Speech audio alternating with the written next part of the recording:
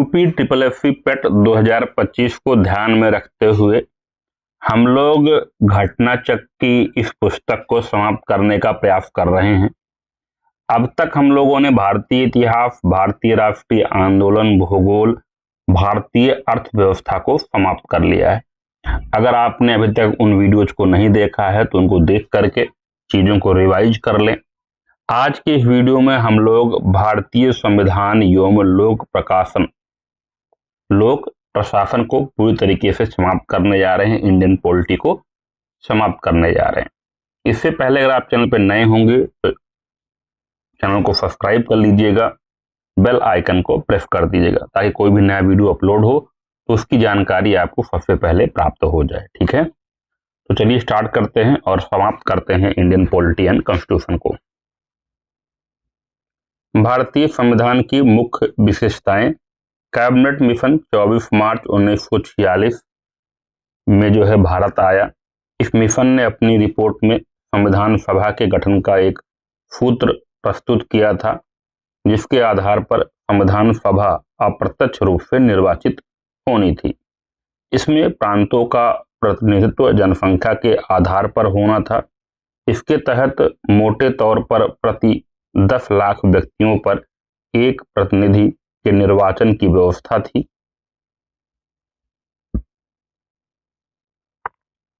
नौ दिसंबर 1946 को संविधान सभा की प्रथम बैठक हुई, जिसमें सच्चिदानंद सिन्हा को अस्थायी अध्यक्ष बनाया गया। 11 दिसंबर 1946 को संविधान सभा द्वारा डॉक्टर राजेंद्र प्रसाद को संविधान सभा का अस्थायी अध्यक्ष निर्वाचित किया गया। बेनेगल नरसिंह राव भीमराव संवैधानिक सलाहकार नियुक्त किए गए थे। प्रारूप समिति के अध्यक्ष डॉक्टर भीमराव अंबेडकर थे। इस समिति में कुल 7 सदस्य थे। संविधान सभा में 13 दिसंबर 1946 को जवाहरलाल नेहरू द्वारा उद्देश्य प्रस्ताव प्रस्तुत किया गया। 26 नवंबर 1949 को भारतीय संविधान को अंगीकृत, अधिनियमित और आत्मार्पित किया गया था। इसलिए प्रत्येक वर्ष 26 नवंबर को संविधान दिवस के रूप में मनाया जाता है। 26 नवंबर 1949 को ही नागरिकता, निर्वाचन और अंतरिम संसद से जुड़े प्रबंध लागू किए गए। भारतीय संविधान 2 वर्ष 11 माह 18 दिन में बनकर तैयार हुआ था। संविधान सभा द्वारा 24 जनवरी 1950 को संविधान पर हस्ताक्षर किया गया। भारतीय संविधान 26 जनवरी 1950 को पूर्णतः लागू हुआ, जिसे गणतंत्र दिवस के रूप में मनाया जाता है। कैबिनेट मिशन योजना के तहत स्थापित संविधान सभा द्वारा भारत का संविधान अधिनियमित हुआ। संविधान सभा की प्रांतीय संविधान समिति के अध्यक्ष सरदार वल्लभ भाई पटेल थे। संविधान सभा द्वारा स्थापित मौलिक अधिकारों और अल्पसंख्यकों हेतु सलाहकार समिति के अध्यक्ष सरदार वल्लभ भाई पटेल थे। संविधान निर्मात्री परिषद की तदर्थ झंडा समिति के अध्यक्ष डॉक्टर राजेंद्र प्रसाद थे। भारतीय संविधान सभा में कुल 15 महिलाएं थीं। भारतीय संविधान के विदेशी स्रोत। ब्रिटेन के संविधान द्वारा संसदीय शासन पद्धति, विधिका शासन, मंत्रिमंडलीय प्रणाली, एकल नागरिकता, द्विसदनीय प्रणाली, विधायी प्रक्रिया और संसदीय विशेषाधिकार, परमादेश लेख आदि उपबंध लिए गए। अमेरिकी संविधान से उद्देशिका का विचार, न्यायिक पुनरावलोकन, न्यायपालिका की स्वतंत्रता, मूल अधिकार, उपराष्ट्रपति का पद, राष्ट्रपति पर महाभियोग और उच्चतम न्यायालय तथा उच्च न्यायालय के न्यायाधीशों को हटाए जाने के उपबंध ग्रहण किए गए। आयरलैंड के संविधान से प्रेरणा लेकर नीति निर्देशक तत्व, राष्ट्रपति की निर्वाचन पद्धति, राज्यसभा में कुल सदस्यों का नामांकन सम्मिलित किए गए। कनाडा के संविधान से सशक्त केंद्र के साथ संघीय व्यवस्था, राष्ट्रपति द्वारा राज्यपालों की नियुक्ति, उच्चतम न्यायालय का परामर्श, न्याय निर्णयन और शिष्ट शक्तियों का केंद्र में निहित होना आदि ग्रहण की गई। संसद के दोनों सदनों की संयुक्त बैठक, उद्देशिका की भाषा, व्यापार, वाणिज्य और समागम की स्वतंत्रता तथा समवर्ती सूची की व्यवस्था ऑस्ट्रेलिया के संविधान से ग्रहण की गई। जापान से बीज द्वारा स्थापित प्रक्रिया तथा दक्षिण अफ्रीका के संविधान से संविधान संशोधन की व्यवस्था तथा राज्यसभा के सदस्यों का निर्वाचन ग्रहण किया गया। मूल कर्तव्य तथा प्रस्तावना में न्याय, सामाजिक, आर्थिक एवं राजनीतिक के आदर्श को सोवियत संघ के संविधान से लिया गया है। डॉक्टर भीमराव अंबेडकर को भारतीय संविधान का निर्माता कहा जाता है। वर्ष 1946 में जवाहरलाल नेहरू की अंतरिम सरकार में गृह मंत्री सरदार वल्लभ भाई पटेल थे। 2 सितंबर 1946 को अंतरिम मंत्रिमंडल ने शपथ लिया था। अबुल कलाम आजाद भारत के प्रथम शिक्षा मंत्री थे। केशवानंद भारती के वाद में सर्वोच्च न्यायालय द्वारा संविधान के आधारभूत ढांचे का सिद्धांत प्रतिपादित किया गया। प्रभुत्व संपन्न समाजवादी पंथ निरपेक्ष लोकतंत्रात्मक गणराज्य, संसदीय स्वरूप की सरकार, संघात्मक स्वरूप लेकिन प्रकृति में एकात्मक आदि भारतीय संविधान की विशेषताएं हैं। इंग्लैंड का संविधान अलिखित है। अमेरिका का संविधान विश्व का प्रथम लिखित संविधान है। वर्ष 1956 में देश के विभिन्न राज्यों के पुनर्गठन का आधार क्षेत्र की अधिकांश जनसंख्या द्वारा बोली जाने वाली भाषा थी। भाषाई आधार पर सर्वप्रथम 1953 में आंध्र प्रदेश राज्य का गठन हुआ। सरकार का गणतंत्रीय तथा लोकतंत्रीय स्वरूप मौलिक अधिकारों तथा राज्य के नीति निर्देशक सिद्धांतों के मध्य सामंजस्य तथा संघीय शासन प्रणाली भारतीय संविधान का बुनियादी ढांचा माना गया है। राज्य सरकारें केंद्र सरकार की एजेंट्स हैं। यह लक्षण संघीय सरकार के अनुरूप नहीं है। संघीय सरकार, संसदीय सरकार और न्यायपालिका की स्वतंत्रता भारतीय संविधान की विशेषताएं हैं, जबकि भारतीय संविधान में अध्यक्षात्मक सरकार की प्रणाली नहीं अपनाई गई है। भारत एक संघ है क्योंकि उसका संविधान राज्य और केंद्र के मध्य या बीच सत्ता की साझेदारी की सुविधा देता है। सार्वजनिक हित याचिका पब्लिक इंटरेस्ट लिटिगेशन की संकल्पना की शुरुआत यूएसए में हुई थी। भारत के क्षेत्र में राज्यों के क्षेत्र, संघीय क्षेत्र तथा ऐसे अन्य क्षेत्र शामिल हैं जो अधिगृहित किए जाते हैं।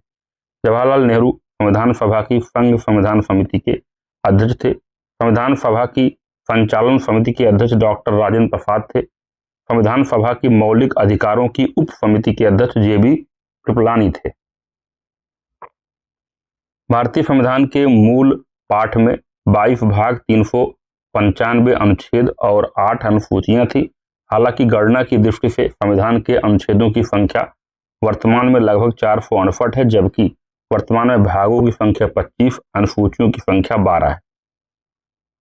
आइए देखते हैं संविधान के भाग और विषय। भाग 1 में संघ और उसका राज्य क्षेत्र, भाग 2 में नागरिकता, भाग 3 में मौलिक अधिकार, भाग 4 में राज्य की नीति निर्देशक तत्व, भाग 4 का में मूल कर्तव्य, 5 में संघ है, 6 में राज्य है, 7 में प्रथम अनुसूची के भाग खा के राज्य जो कि निरसित हो गया है, भाग 8 में संघ राज्य क्षेत्र है, भाग 9 में पंचायत है, 9 का में नगर पालिकाएं हैं।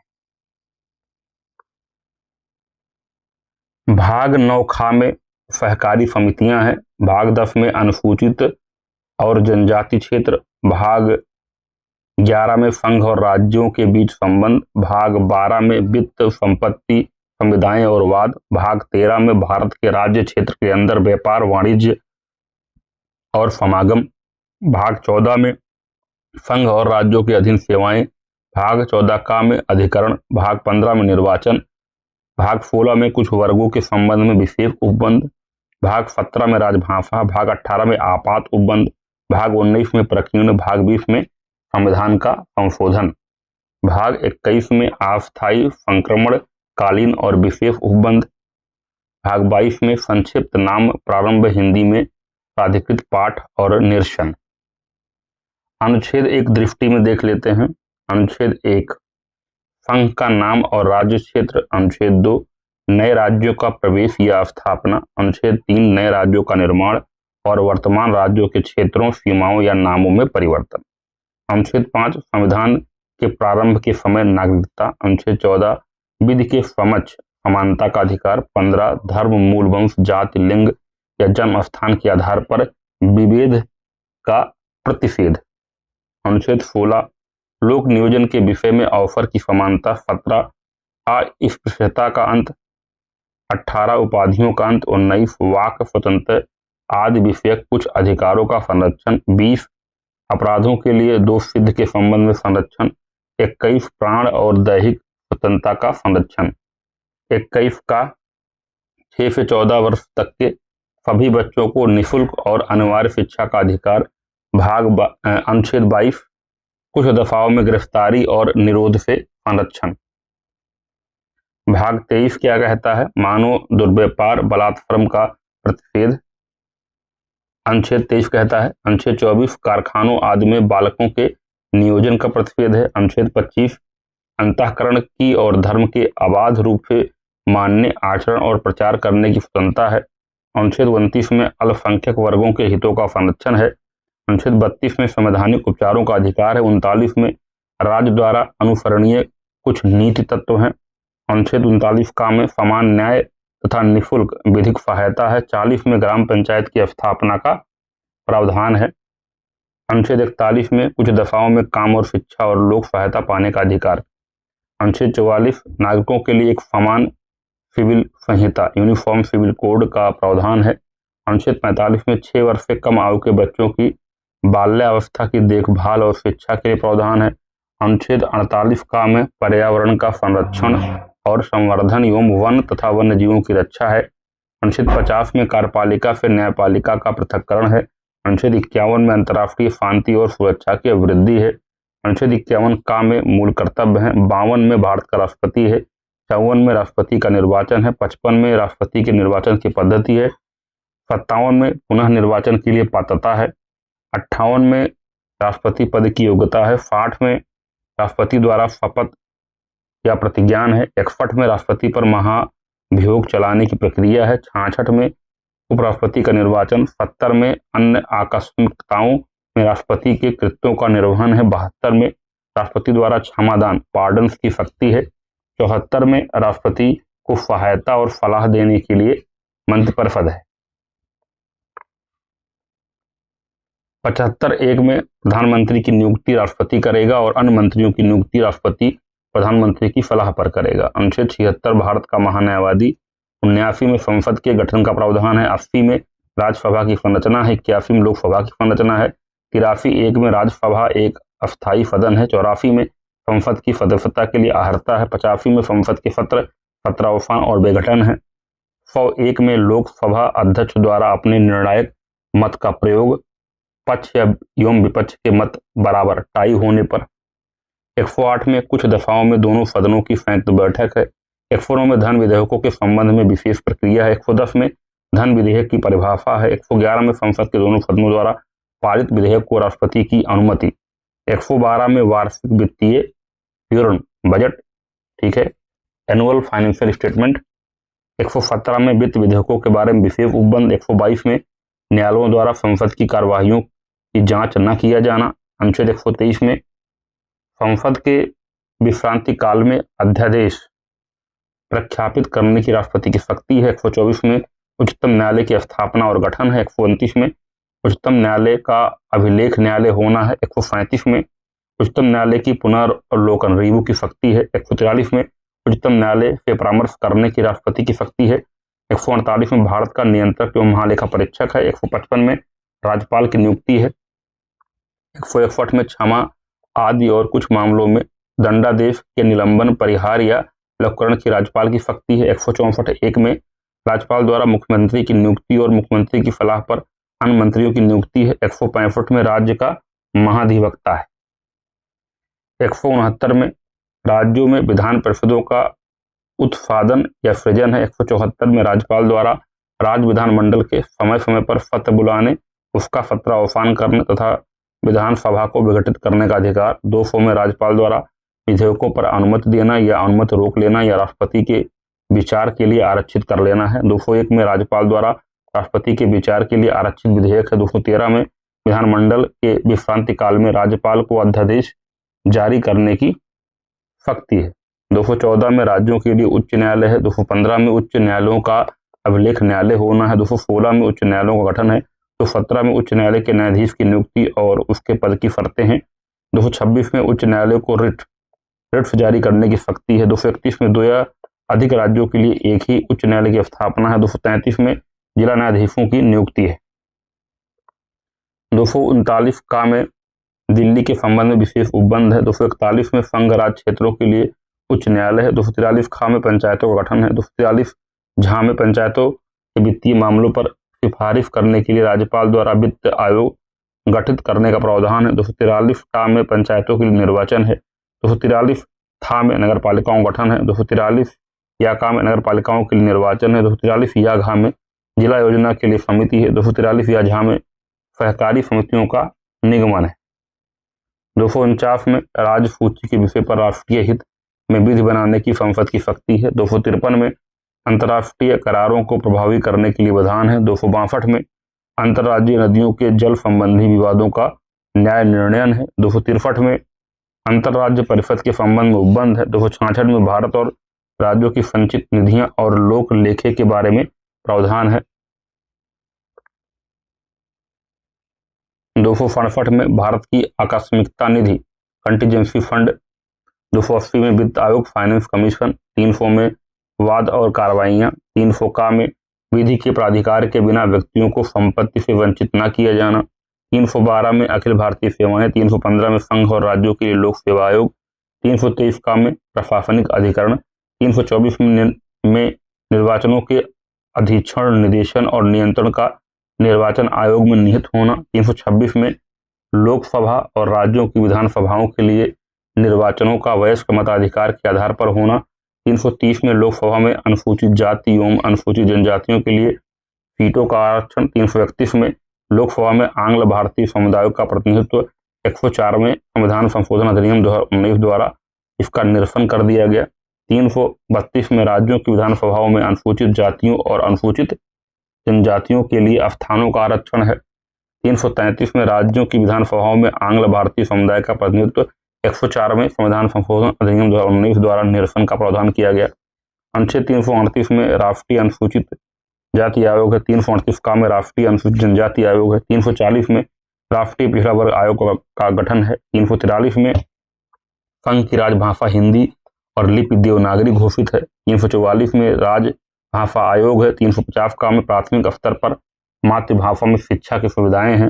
352 में राष्ट्रीय आपात की घोषणा युद्ध या बाह्य आक्रमण या सशस्त्र विद्रोह की स्थिति में। 356 में राज्यों में संवैधानिक तंत्र के विफल हो जाने की दशा में उपबंध है। 360 में वित्तीय आपातकाल घोषित करने का प्रावधान है। 368 में संसद को संविधान में संशोधन करने की शक्ति और प्रक्रिया है।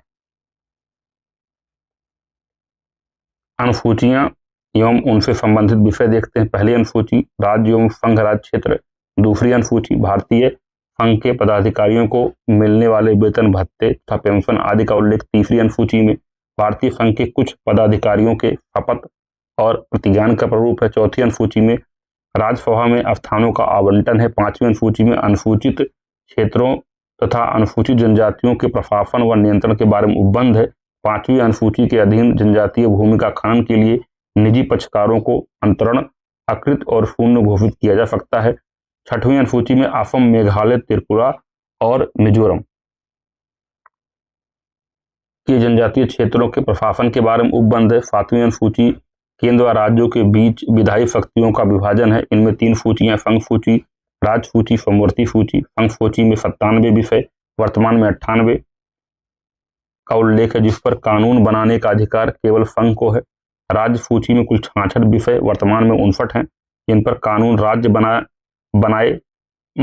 बना सकता है। समवर्ती सूची जिसमें कुल 47 विषय, वर्तमान में 52 है, का उल्लेख है, जिन पर कानून बनाने का अधिकार संघ तथा राज्य दोनों को है।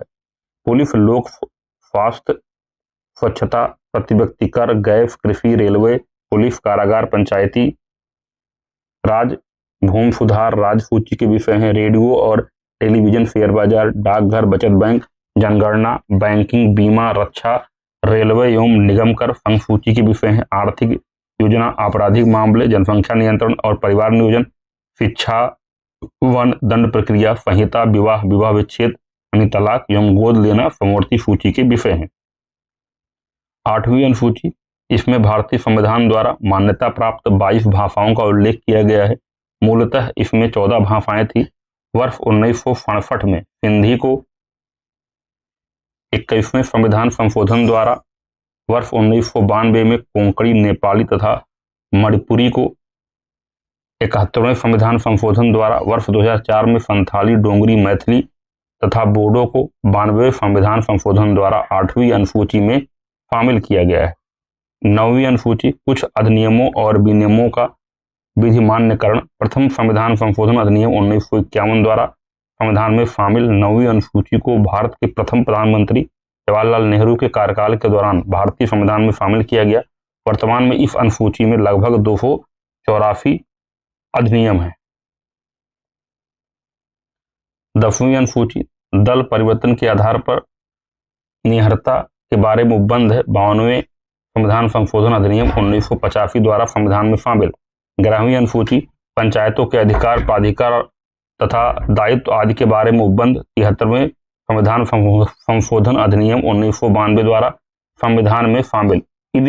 इस अनुसूची में पंचायती राज के संबंधित 29 विषय हैं। 12वीं अनुसूची नगर पालिकाओं के अधिकार, प्राधिकार तथा दायित्व आदि।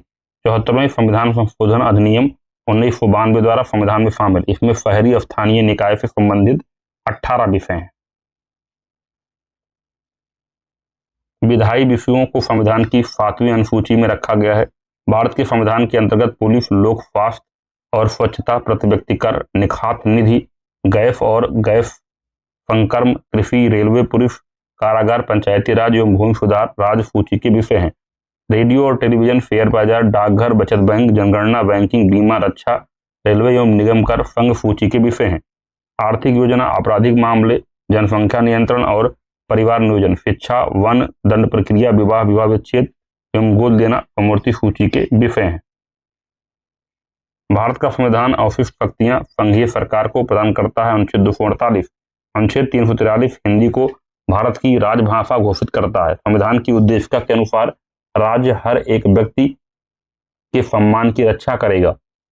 इस उद्देश्य की पूर्ति प्रत्येक व्यक्ति के लिए उचित एवं मानवोचित कार्य परिस्थिति उपलब्ध कराकर की जाएगी। प्रस्तावना के अनुसार भारत एक संपूर्ण प्रभुत्व संपन्न समाजवादी पंथ निरपेक्ष लोकतंत्रात्मक गणराज्य है। संविधान की उद्देशिका में एक बार 42वें संविधान संशोधन अधिनियम 1976 द्वारा संशोधन किया गया। 42वें संविधान संशोधन के द्वारा संविधान की उद्देशिका में समाजवादी पंथ निरपेक्ष एवं अखंडता शब्द जोड़े गए। भारत के प्रथम प्रधानमंत्री की नियुक्ति गवर्नर जनरल द्वारा की गई थी। संसदीय प्रणाली में द्विसदनीय का मतलब है जिसमें 2 सदन, उच्च सदन और निम्न सदन हो। सरकार के संसदीय रूप की सबसे अनिवार्य विशेषता कार्यपालिका का विधायिका के प्रति उत्तरदायी होना है। सरकार के संस्थात्मक स्वरूप में राज्य की वास्तविक शक्तियां प्रधानमंत्री की अध्यक्षता वाली मंत्रिपरिषद में सन्निहित होती हैं।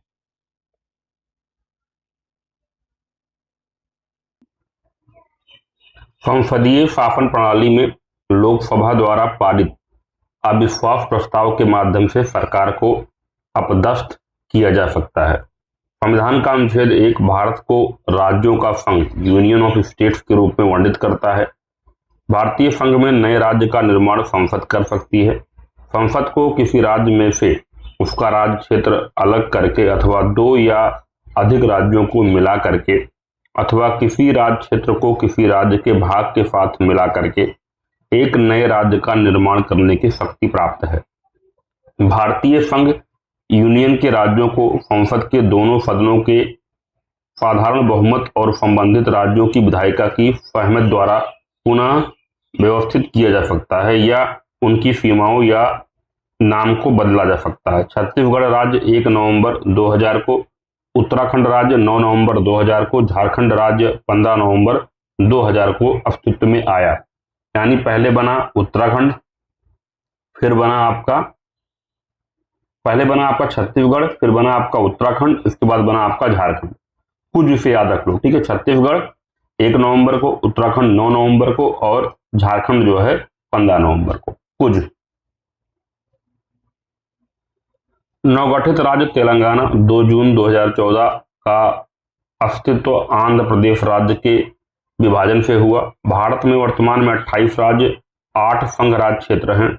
जम्मू और कश्मीर राज्य पुनर्गठन अधिनियम 2019 के अनुसार जम्मू और कश्मीर का विभाजन 2 संघ राज्य क्षेत्रों यथा जम्मू और कश्मीर तथा लद्दाख में कर दिया गया है।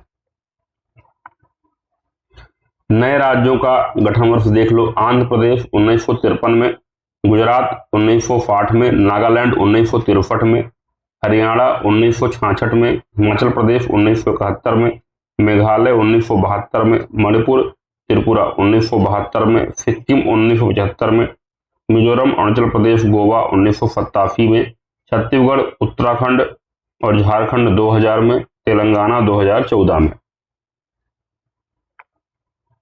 संघीय संविधान अमेरिकी संविधान की एक विशेषता है। दादरा और नगर हवेली तथा दमन और दीव की राजधानी के रूप में दमन को निर्दिष्ट किया गया है। उल्लेखनीय है कि दादरा और नगर हवेली तथा दमन और दीव संघ राज्य क्षेत्रों का विलय अधिनियम 2019 के तहत दोनों संघ राज्य क्षेत्रों का विलय कर दिया गया है। गुजरात राज्य का गठन 1 मई 1960 को हुआ था। हिमाचल प्रदेश की राजधानी शिमला है। चंडीगढ़ संघ राज्य क्षेत्र है। लोकतंत्र में सत्ता का संचालन जनता के प्रतिनिधियों द्वारा होता है।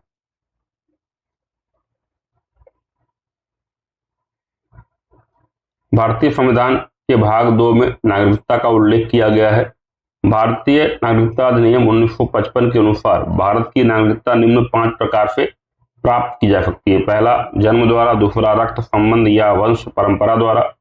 तीसरा, रजिस्ट्रीकरण द्वारा। चौथा, देशीकरण द्वारा। पांचवा, किसी भूभाग के सम्मिलन या अर्जन द्वारा। किसी व्यक्ति को भारतीय नागरिकता हेतु आवेदन करने से पूर्व कम से कम 5 वर्ष की अवधि तक भारत में निवास करना आवश्यक है। नागरिकता अधिनियम 1955 द्वारा प्रदत्त शक्ति के अधीन केंद्रीय सरकार को इस प्रश्न का निर्धारण करने का एकमात्र निर्णयाधिकार है कि एक व्यक्ति जो भारत का नागरिक था विदेशी राज्य की नागरिकता अर्जित करने के बाद भारतीय नागरिकता खो देता है। नागरिकता के बारे में विधि बनाने की संपूर्ण शक्ति संसद को प्राप्त है। राज्य के नीति निर्देशक तत्व। भारतीय संविधान के अनुच्छेद 36 से 51 तक में राज्य के नीति निर्देशक तत्व की व्यवस्था है। भारत में पंचायती राज्य का उल्लेख राज्य के नीति निर्देशक तत्वों में अनुच्छेद 40 में है। मौलिक अधिकार एवं कर्तव्य। भारतीय संविधान के भाग 3 में मूल अधिकार, भाग 4 में राज्य के नीति निर्देशक तत्व, भाग 4 का में मूल कर्तव्य का उल्लेख किया गया है। वर्तमान में मूल अधिकारों की संख्या 6 है। मूल भारतीय संविधान में मौलिक अधिकारों की संख्या 7 थी। 44वां संविधान संशोधन 1978 के द्वारा अनुच्छेद 31 तथा अनुच्छेद 19 के खंड 1 के उपखंड 4 में उल्लिखित संपत्ति के अधिकार को मौलिक अधिकार की सूची से हटा दिया गया। संपत्ति के अधिकार को अनुच्छेद 300 का के अंतर्गत कानूनी अधिकार बनाया गया है। भारतीय संविधान के अनुच्छेद 12 से 35 तक में मौलिक अधिकारों का वर्णन किया गया है। कानून का नियम का अर्थ कानून की दृष्टि में सभी व्यक्ति समान है। अनुच्छेद 14 से अनुच्छेद 18 तक समानता के मूल अधिकार का प्रावधान है। भारतीय संविधान के अनुच्छेद 14 में उल्लिखित विधि के समक्ष समानता ब्रिटिश संविधान से तथा विधियों का समान संरक्षण अमेरिकी संविधान से लिया गया है।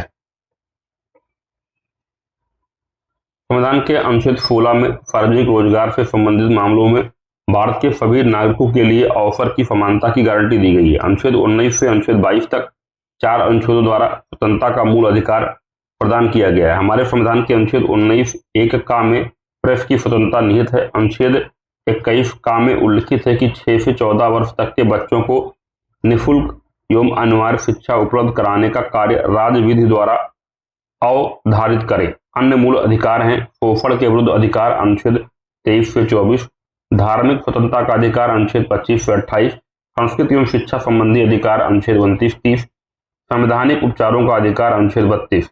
अनुच्छेद 22 में गिरफ्तारी और निरोध कुछ दफाओं में से संरक्षण के संबंध में उपबंध है। हमारे संविधान का अनुच्छेद 23 मनुष्यों के अवैध व्यापार एवं बलात्श्रम trafficking in human beings and force labour का निषेध करता है।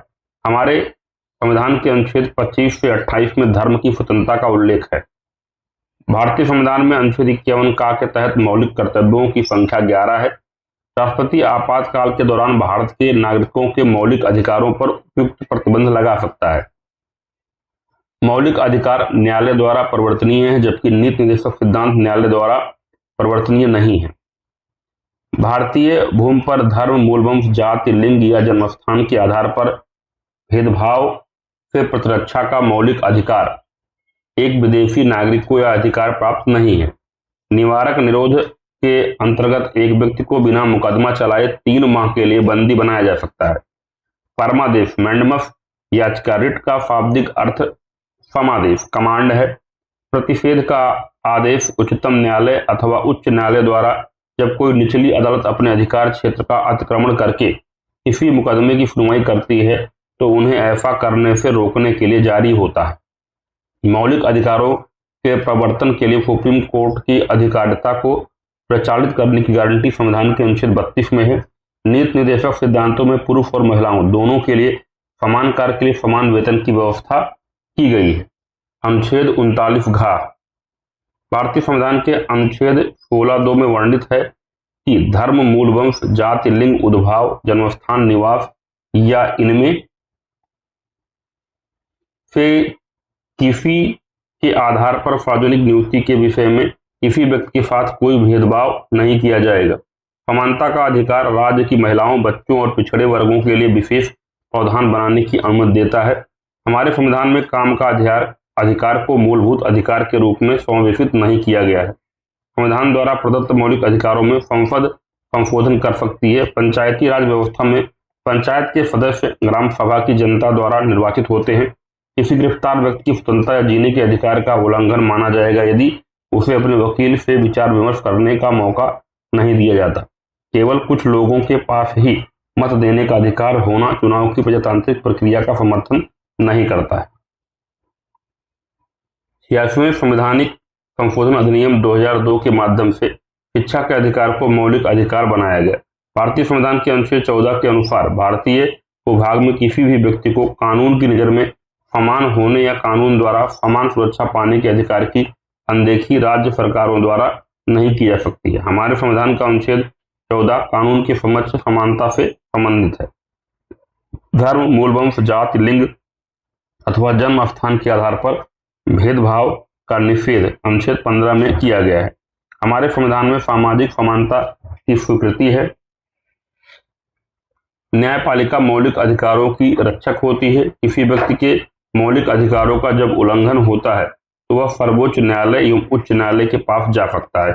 भारतीय संविधान में मौलिक कर्तव्यों को वर्ष 1976 में 42वें संशोधन द्वारा सम्मिलित किया गया। वैज्ञानिक सोच और सुधार की भावना का विकास करना भारतीय संविधान के भाग 4 के अंतर्गत मौलिक कर्तव्य में शामिल है। संसदीय प्रणाली संघीय कार्यपालिका की शक्तियां राष्ट्रपति में निहित हैं। राष्ट्रपति तीनों सेनाओं का प्रमुख होता है। राष्ट्रपति भारत का प्रथम नागरिक होता है। डॉक्टर राजेंद्र प्रसाद भारत के प्रथम राष्ट्रपति थे। भारत की प्रथम महिला राष्ट्रपति प्रतिभा पाटिल थी। वर्तमान में भारत के राष्ट्रपति द्रौपदी मुर्मू हैं। राष्ट्रपति का कार्यकाल 5 वर्ष का होता है। राष्ट्रपति निर्वाचित होने के लिए कम से कम 35 वर्ष की आयु होना आवश्यक है। राष्ट्रपति अपना त्याग पत्र उपराष्ट्रपति को सौंपता है। राष्ट्रपति को सर्वोच्च न्यायालय के मुख्य न्यायाधीश द्वारा पद एवं गोपनीयता की शपथ दिलाई जाती है। संविधान के अतिक्रमण के आधार पर ही राष्ट्रपति पर महाभियोग लगाया जाता है। राष्ट्रपति का चुनाव अनुपातिक प्रतिनिधित्व प्रणाली के अनुसार एकल संक्रमणीय मत पद्धति द्वारा किया जाता है। राष्ट्रपति का चुनाव संसद के दोनों सदनों राज्यसभा और लोकसभा तथा राज्य संघ राज्य क्षेत्रों की विधानसभाओं के निर्वाचित सदस्यों के द्वारा किया जाता है।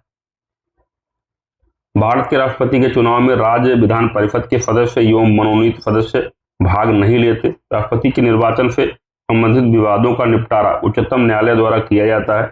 भारत में वर्ष 1962 में पहली बार राष्ट्रीय आपातकाल घोषित किया गया था। राष्ट्रीय आपातकाल संसद की स्वीकृति मिलने के उपरांत 6 माह तक जारी रहेगा तथा प्रत्येक 6 माह में संसद के विशेष बहुमत के अनुमोदन से इसे आगे भी जारी रखा जा सकता है अनंत काल तक। वर्ष 1969 में कुछ सप्ताहों 20 जुलाई से 24 अगस्त 1969 तक के लिए भारत के राष्ट्रपति के रूप में पूर्व मुख्य न्यायाधीश मोहम्मद हिदायतुल्लाह ने पदभार ग्रहण किया था। राष्ट्रपति मंत्रिपरिषद को पुनर्विचारण हेतु किसी प्रस्ताव को वापस करने में अपने स्वविवेकाधिकार का प्रयोग या आचरण कर सकता है। राष्ट्रपति द्वारा आपात स्थिति की घोषणा के लिए संघीय मंत्रिमंडल का लिखित परामर्श आवश्यक होगा। किसी राज्य में आपातकाल घोषित करने का अधिकार राष्ट्रपति को है।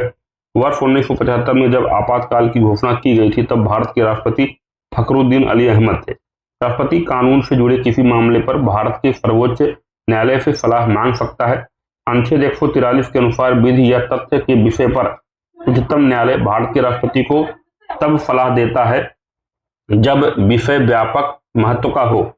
भारत के तीसरे व्यक्ति के रूप में राष्ट्रपति जाकिर हुसैन थे। कार्यकाल की दृष्टि से भारत के तीसरे राष्ट्रपति डॉक्टर एस राधाकृष्णन थे। भारत के राष्ट्रपतियों का कार्यकाल के अनुसार सही क्रम इस प्रकार है: doctor Rajendra Prasad, doctor S Radhakrishnan, doctor Zakir Hussain, V V Giri और फखरुद्दीन अली अहमद।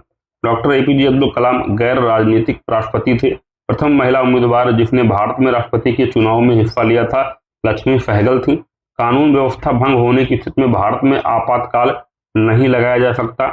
संसद के अधिवेशन को समाप्त करने से संबंधित राष्ट्रपति का अधिकार सत्र भंग करने का अधिकार कहलाता है। भारत के प्रधानमंत्री, अटॉर्नी जनरल, राज्यों के राज्यपाल तथा राज्यों के मुख्यमंत्री में से भारत के राष्ट्रपति द्वारा राज्यों के मुख्यमंत्री की नियुक्ति नहीं की जाती। भारत के अटॉर्नी जनरल को संसद और गैर सदस्य के रूप में संसद में संबोधन का अधिकार है।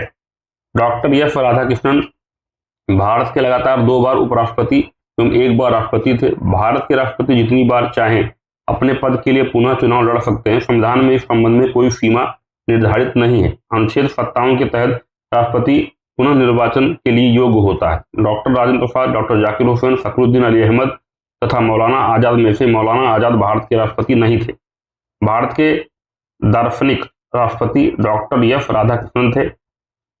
राष्ट्रपति को अनुच्छेद 61 में उपबंधित अनुच्छेद 61 राष्ट्रपति पर महाभियोग चलाने की प्रक्रिया रीत से संसद द्वारा चलाए गए महाभियोगों के माध्यम से पद से हटाया जा सकता है प्रेसिडेंट को। भारत के राष्ट्रपति के महाभियोग प्रस्ताव पर पहल करने का अधिकार संसद के दोनों सदनों को है। राष्ट्रपति पर संसद के किसी सदन द्वारा महाभियोग का आरोप लगाया जा सकता है। राष्ट्रपति का रिक्त स्थान 6 माह में भर लिया जाना चाहिए। भारतीय गणतंत्र का प्रमुख भारत का राष्ट्रपति है। डॉक्टर नीलम संजीवा रेड्डी भारत के निर्विरोध चुने जाने वाले राष्ट्रपति थे। बीबी गिरी के निर्वाचन के समय दोबारा मतगणना की गई थी। लोकसभा और राज्यसभा की संयुक्त बैठक अनुच्छेद 108 राष्ट्रपति द्वारा आहूत की जाती है। अनुच्छेद 123 में राष्ट्रपति की अध्यादेश जारी करने संबंधी शक्तियों का वर्णन है। संविधान में अनुच्छेद 352 में राष्ट्रीय आपातकाल, अनुच्छेद 356 में राज्यों में राष्ट्रपति शासन तथा अनुच्छेद 360 में वित्तीय आपातकाल का प्रावधान है। राष्ट्रपति अनुच्छेद 352 के तहत युद्ध, बाह्य आक्रमण या सशस्त्र विद्रोह के समय मंत्रिमंडल के लिखित परामर्श पर राष्ट्रीय आपातकाल घोषित करते हैं। राष्ट्रपति अनुच्छेद 356 के तहत राज्यों में संवैधानिक तंत्र विफल होने पर राष्ट्रपति शासन लागू करते हैं। राष्ट्रपति अनुच्छेद 360 के तहत वित्तीय अस्थिरता के समय मंत्रिमंडल के परामर्श पर वित्तीय आपातकाल की घोषणा करते हैं। भारत में वित्तीय आपातकाल कभी लागू नहीं हुआ है। उपराष्ट्रपति का निर्वाचन संसद के दोनों सदनों के सदस्यों द्वारा किया जाता है। उपराष्ट्रपति द्वारा राज्यसभा का जो उपराष्ट्रपति होता है वो राज्यसभा का पदेन सभापति होता है। उपराष्ट्रपति के चुनाव से संबंधित विवाद का निर्णय उच्चतम न्यायालय करता है। राज्यसभा का सभापति यानी उपराष्ट्रपति उस सदन का सदस्य नहीं होता है। भारत के प्रथम उपराष्ट्रपति डॉक्टर एस राधाकृष्णन थे। वर्तमान में भारत के उपराष्ट्रपति जगदीप धनखड़ हैं, क्या अब ये थे, लेकिन अभी इन्होंने रिजाइन दे दिया है। उपराष्ट्रपति अपना त्यागपत्र राष्ट्रपति को सौंपता है। उपराष्ट्रपति का कार्यकाल 5 वर्ष का होता है। भारतीय संसद के 3 अंग राष्ट्रपति, राज्यसभा तथा लोकसभा हैं। राज्यसभा को उच्च सदन कहा जाता है। राज्यसभा को बुजुर्गों की सभा, हाउस ऑफ एल्डर्स भी कहा जाता है। लोकसभा को निम्न सदन कहा जाता है। राज्यसभा एक अस्थायी सदन है जिसे भंग नहीं किया जा सकता। राज्यसभा के 1/3 सदस्य प्रत्येक 2 वर्ष बाद अपना कार्यकाल पूरा करके सेवानिवृत्त हो जाते हैं। राज्यसभा के सदस्यों का कार्यकाल 6 वर्ष का होता है। राज्यसभा के 12 सदस्य राष्ट्रपति द्वारा मनोनीत किए जा सकते हैं। राज्यसभा के सदस्यों के लिए न्यूनतम आयु 30 वर्ष है तथा लोकसभा के सदस्यों के लिए न्यूनतम आयु 25 वर्ष होना आवश्यक है। सामान्यतः लोकसभा के सदस्यों का कार्यकाल 5 वर्ष होता है। राज्यसभा के सदस्यों का निर्वाचन विधानसभा के निर्वाचित सदस्यों द्वारा अनुपातिक प्रतिनिधित्व पद्धति के अनुसार एकल संक्रमणीय मत द्वारा किया जाता है। राज्यसभा के उपसभापति का निर्वाचन राज्यसभा के सदस्यों द्वारा किया जाता है। साहित्य, विज्ञान, कला और समाज सेवा के क्षेत्र में विशेष ज्ञान या व्यवहारिक अनुभव रखने वाले व्यक्ति को राष्ट्रपति द्वारा राज्यसभा के लिए मनोनीत किया जा सकता है। भारत की संघीय कार्यपालिका में राष्ट्रपति, उपराष्ट्रपति, मंत्रिपरिषद, प्रधानमंत्री सहित तथा महान्यायवादी शामिल होते हैं। जवाहरलाल नेहरू के बाद लाल बहादुर शास्त्री भारत के प्रधानमंत्री बने। भारतीय संसद भारत के राष्ट्रपति द्वारा संसद के दोनों सदनों को एक साथ संबोधित किए जाने के बाद धन्यवाद प्रकट करते हैं। लोकसभा के सदस्यों का निर्वाचन प्रत्यक्ष रूप से जनता द्वारा किया जाता है। लोकसभा को जनता के सदन के नाम से भी जाना जाता है। ऐसे व्यक्ति जो संसद का सदस्य नहीं है, मंत्री पद पर नियुक्त किया जा सकता है, परंतु उस व्यक्ति को 6 महीने के अंदर संसद का सदस्य बनना होगा। भारत की भूतपूर्व प्रधानमंत्री श्रीमती इंदिरा गांधी मोतीलाल नेहरू की पोती थी। भारत में 25 अक्टूबर 1951 से 21 फरवरी 1952 के बीच प्रथम आम चुनाव हुए। भारतीय राजनीतिक व्यवस्था में कार्यपालिका विधायिका के प्रति उत्तरदायी थी। सरकार के संसदीय स्वरूप में मंत्रिपरिषद को वास्तविक शक्तियां प्राप्त होती हैं। लोकसभा में अधिकतम 550, वर्तमान में लोकसभा में कुल 543 सदस्य हो सकते हैं। उल्लेखनीय है कि 104वें संविधान संशोधन अधिनियम 2019 के अनुसार अनुच्छेद 334 में संशोधन द्वारा लोकसभा तथा राज्य विधानसभाओं में मनोनीत किए जाने वाले एंग्लो इंडियन सदस्यों के मनोनयन की व्यवस्था को समाप्त कर दिया गया है। संसद में सामान्यतः आम बजट 28 फरवरी को पेश किया जाता था, किंतु वर्तमान में इसे 1 फरवरी को पेश किया जाता है। राज्यसभा की अधिकतम सदस्य संख्या 250 है। शून्यकाल 0 आवर लोकसभा में दोपहर 12 बजे से अपराह्न 1 बजे तक होता है। अध्यक्ष स्पीकर लोकसभा में सिर्फ मतों की संख्या बराबर होने पर अपने मत के अधिकार का प्रयोग कर सकता है। श्रीमती इंदिरा गांधी जब भारत की प्रधानमंत्री बनी तो भारत के राष्ट्रपति डॉक्टर सर्वपल्ली राधाकृष्णन थे। भारतीय संसद ने हाल ही में PFRDA बिल पारित किया है। PFRDA का अर्थ क्या है? Pension fund regulatory and development authority. Lok Sabha एवं राज्यसभा में महिलाओं के लिए कोई आरक्षण नहीं है। भारतीय संविधान के अनुच्छेद 80 में राज्यसभा की रचना से संबंधित विवरण उपलब्ध हैं। संसदीय सरकार की सबसे महत्वपूर्ण विशेषता विधानमंडल के प्रति कार्यपालिका की जवाबदेही है। भारत में मंत्रिपरिषद तब तक अस्तित्व में रहती है जब तक उसके पास लोकसभा के सदस्यों के बहुमत का समर्थन हो। यदि लोकसभा का अध्यक्ष अपने कार्यकाल से पहले अपना पद त्यागना चाहता है तो वह अपना त्यागपत्र लोकसभा के उपाध्यक्ष को भेजता है। भारतीय संविधान का अनुच्छेद 253 संसद को अंतर्राष्ट्रीय समझौतों को लागू करने हेतु कानून बनाने का अधिकार देता है। लोकसभा 2019 के चुनाव में भारतीय जनता पार्टी ने सबसे अधिक संख्या में सीटें हासिल की थी। लोकसभा में विरोधी दल के नेता को केंद्रीय कैबिनेट मंत्री का दर्जा प्राप्त होता है। HD देवेगौड़ा के बाद इंद्र कुमार गुजराल भारत के प्रधानमंत्री बने। लोकसभा सीटों की सबसे अधिक संख्या उत्तर प्रदेश में 80 है। उत्तर प्रदेश में राज्य का लोकसभा व राज्यसभा दोनों सदनों में सर्वाधिक प्रतिनिधित्व है। बिहार लोकसभा की 40 सीटों का प्रतिनिधित्व करता है। मध्य प्रदेश से लोकसभा में अनुसूचित जनजातियों के लिए सबसे अधिक सीटें आरक्षित हैं। महाराष्ट्र राज्य को लोकसभा में दूसरा स्थान 48 सीटों का प्रतिनिधित्व प्राप्त है। हरियाणा राज्य को लोकसभा में 10 सीटें प्राप्त हैं। क्षेत्रफल की दृष्टि से भारत का सबसे बड़ा लोकसभा संसदीय क्षेत्र लद्दाख है। लोकसभा सदस्य अपने में से किसी एक सदस्य को लोकसभा अध्यक्ष निर्वाचित करते हैं। अध्यक्ष एवं उपाध्यक्ष दोनों की अनुपस्थिति में लोकसभा का सबसे वरिष्ठ सदस्य लोकसभा की अध्यक्षता करता है। गणेश वासुदेव मोवलंकर स्वतंत्र भारत के प्रथम लोकसभा अध्यक्ष थे। यम अनंत सैनम आयंगार दूसरे लोकसभा अध्यक्ष थे। वर्तमान में ओम बिरला लोकसभा अध्यक्ष हैं। लोकसभा की प्रथम महिला स्पीकर अध्यक्ष मीरा कुमार थी।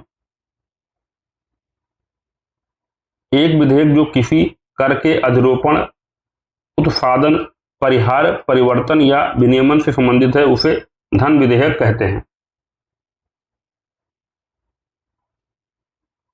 लोकसभा के स्पीकर अध्यक्ष को लोकसभा के तत्कालीन समस्त सदस्यों के बहुमत से पारित प्रस्ताव द्वारा पद से हटाया जा सकता है। लोकसभा को भंग करने का अधिकार राष्ट्रपति को है। भारतीय संविधान के अनुच्छेद 249 के द्वारा राज्य सूची में राष्ट्रीय महत्व के विषयों के संबंध में विधि निर्माण की शक्तियां संसद को प्राप्त है। लोक लेखा समिति पीएसी का अध्यक्ष लोकसभा अध्यक्ष द्वारा मनोनीत किया जाता है। भारत के प्रधानमंत्री को नियुक्त के समय संसद सदस्य होना जरूरी नहीं है, परंतु 6 माह के भीतर उसे संसद सदस्य बनना होगा। जातियों और जनजातियों को अनुसूचित जाति या अनुसूचित जनजाति करार देने का संवैधानिक अधिकार संसद को प्राप्त है। संसद में आम बजट सामान्यतः वित्त मंत्री द्वारा प्रस्तुत किया जाता है। संसद में रेलवे बजट 2016-17 तक प्रतिवर्ष अलग से प्रस्तुत किया जाता था, परंतु वर्ष 2017-18 से आम बजट तथा रेल बजट दोनों एक साथ प्रस्तुत किए जाने लगे। राष्ट्रपति भारत के प्रधानमंत्री को पद एवं गोपनीयता की शपथ दिलाता है। DMRC Delhi metro rail corporation limited railway मंत्रालय के प्रशासनिक नियंत्रण के अधीन नहीं आता है। संविधान में संशोधन संसद के किसी भी सदन में शुरू किया जा सकता है। संविधान के अनुच्छेद 78 में राष्ट्रपति को सरकार के निर्णयों व नीतियों से अवगत कराने के प्रधानमंत्री के कर्तव्यों से संबंधित प्रावधानों का उल्लेख है। लोकसभा में विपक्ष के नेता को मान्यता लोकसभा अध्यक्ष प्रदान करता है। लोकसभा का कार्यकाल आपातकाल के दौरान एक बार में 1 वर्ष के लिए बढ़ाया जा सकता है। औषध निर्माण विभाग रसायन एवं उर्वरक मंत्रालय के अधीन है। संसद सदस्यों के निर्वाचन क्षेत्र में विकास योजना के लिए सांसद स्थानीय क्षेत्र विकास योजना एमपी लैड्स के अंतर्गत प्रतिवर्ष 5 करोड़ की राशि वितरित की जाती है। भारत के प्रधानमंत्री का आधिकारिक निवास 7 लोक कल्याण मार्ग नई दिल्ली है। अमेरिका के सेक्रेटरी ऑफ स्टेट के समतुल्य भारत के विदेश मंत्री का पद है। संसद द्वारा विसल ब्लोअर अधिनियम बिना किसी डर के भ्रष्टाचार के बारे में बताने के लिए लोगों के सहयोग हेतु पारित किया गया। संसदीय कार्रवाई या अभिलेखों के लिए शब्दों अभिव्यक्तिकरण के वाक्यांशों को वापस लिए जाने को एक्सपंशन कहा जाता है। एक्सपेंशन लोकसभा की बैठक का अंत सत्रावसान से किया जाता है। बजट अधिवेशन, शीतकालीन अधिवेशन और मानसून अधिवेशन लोकसभा के सत्र होते हैं। धन विधेयक को केवल लोकसभा में पेश किया जा सकता है। धन विधेयक को राज्यसभा में नामंजूर होने के बावजूद लोकसभा पास कर सकती है। अगर धन विधेयक राज्यसभा से 14 दिन के भीतर वापस नहीं भेजा जाता, तब इसको दोनों सदनों में पास हुआ मान लिया जाता है। धन विधेयक के संदर्भ में राष्ट्रपति की पूर्व अनुमति आवश्यक होती है। मंत्रिपरिषद के अंतर्गत मंत्रिमंडल सदस्य, कैबिनेट मंत्री, राज्य मंत्री और विभाग रहित मंत्री आते हैं। राष्ट्रपति संसद द्वारा पारित विधेयक को अपने पास विचारार्थ अनिश्चित समय तक रख सकता है। भारतीय विदेश सेवा अखिल भारतीय सेवा नहीं है। भारत में 3 अखिल भारतीय स्तर की सेवाएं हैं: भारतीय प्रशासनिक सेवा, भारतीय पुलिस सेवा, भारतीय वन सेवा। भारत में लोकसभा राज्यसभा की अपेक्षा अधिक शक्तिशाली है। प्रधानमंत्री जवाहरलाल नेहरू ने समाजवाद की विचारधारा को आगे बढ़ाया। पंडित जवाहरलाल नेहरू, महात्मा गांधी, अटल बिहारी वाजपेयी एवं लाल बहादुर शास्त्री में से महात्मा गांधी प्रधानमंत्री नहीं बने। पूर्व प्रधानमंत्री डॉक्टर मनमोहन सिंह असम से राज्यसभा के लिए निर्वाचित घोषित किए गए थे। बाद में वह राजस्थान से राज्यसभा के लिए निर्वाचित थे। भारत के पहले उप प्रधानमंत्री सरदार वल्लभ भाई पटेल थे। पूर्व में राष्ट्रपति द्वारा एंग्लो इंडियन समुदाय के 2 सदस्य लोकसभा के लिए मनोनीत किए जा सकते थे।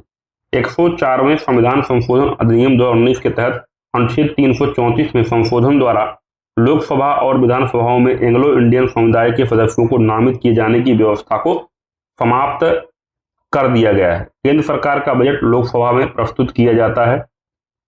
सदन के किसी भी सदस्य को बात करने से रोककर किसी अन्य सदस्य को बोलने का अधिकार देने की शक्ति अध्यक्ष को है। इस परिघटना को शिष्टाचार डेकोरम कहते हैं। लोकसभा, राज्यसभा तथा राज्य विधानसभा में से राज्यसभा को भंग नहीं किया जा सकता। विधान परिषद को भंग नहीं बल्कि समाप्त किया जा सकता।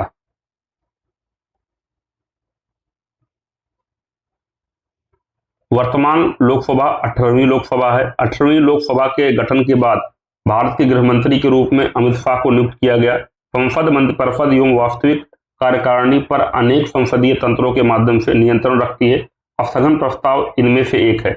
विधायिका, कार्यपालिका, प्रसार माध्यम तथा न्यायपालिका में से प्रसार माध्यम सरकार का अंग नहीं है। केंद्रीय मंत्रियों का वेतन तथा भत्ता संसद द्वारा निर्धारित किया जाता है।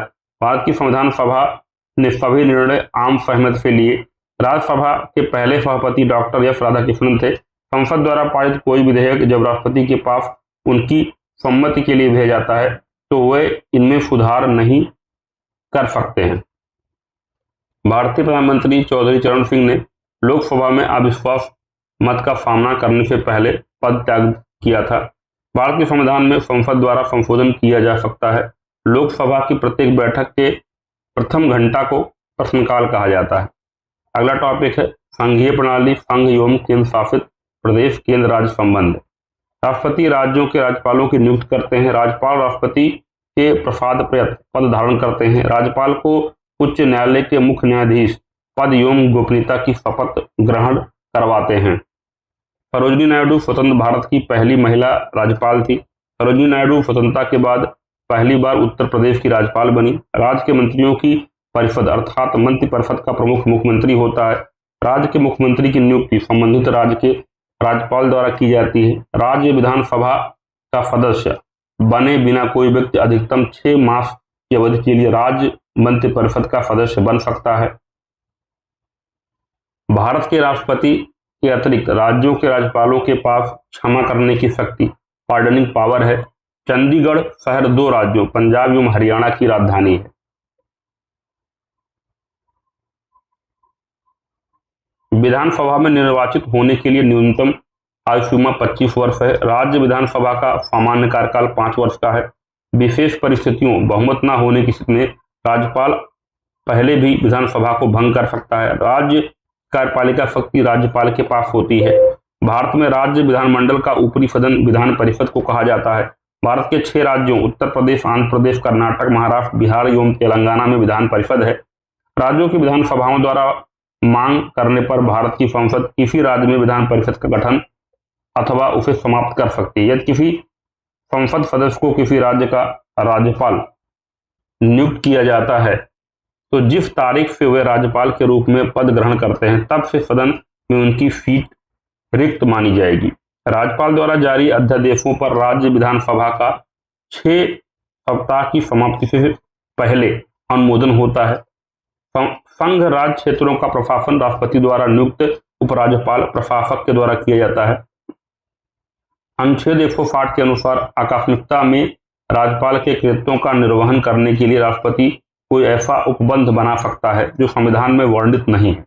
जैसे राज्यपाल के निधन होने पर संबंधित राज्य के उच्च न्यायालय के मुख्य न्यायाधीश को अस्थायी तौर पर राज्यपाल का कार्यभार सौंपा जा सकता है। गुजरात में कुल जिलों की संख्या 33 है। हरियाणा राज्य के अंतर्गत विधानसभा की 90 सीटें हैं। राज्य लोक सेवा आयोग के सदस्यों की नियुक्ति राज्यपाल करता है। वर्ष 1995 में बंबई को मुंबई नाम दिया गया। वर्तमान में बिहार के मुख्यमंत्री नीतीश कुमार हैं। किसी राज्य का राज्यपाल बनने के लिए न्यूनतम आयु 35 वर्ष है। मिजोरम को 20 फरवरी 1987 को औपचारिक रूप से राज्य का दर्जा दिया गया। अनुच्छेद 371 नागालैंड राज्य के संबंध में विशेष प्रावधान प्रदान करता है। राज्य में संवैधानिक मशीनरी के बिगड़ जाने की घोषणा पर राज्यपाल राष्ट्रपति को राष्ट्रपति शासन लागू करने की अनुशंसा कर सकता है। लक्षद्वीप, चंडीगढ़, मणिपुर में से मणिपुर संघ शासित प्रदेश नहीं है।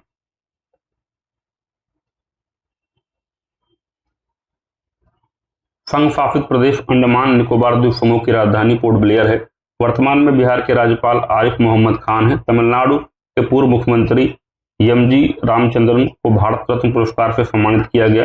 भारत में सबसे लंबी अवधि तक कार्यरत रहने वाले सिक्किम के मुख्यमंत्री पवन कुमार चामलिंग थे।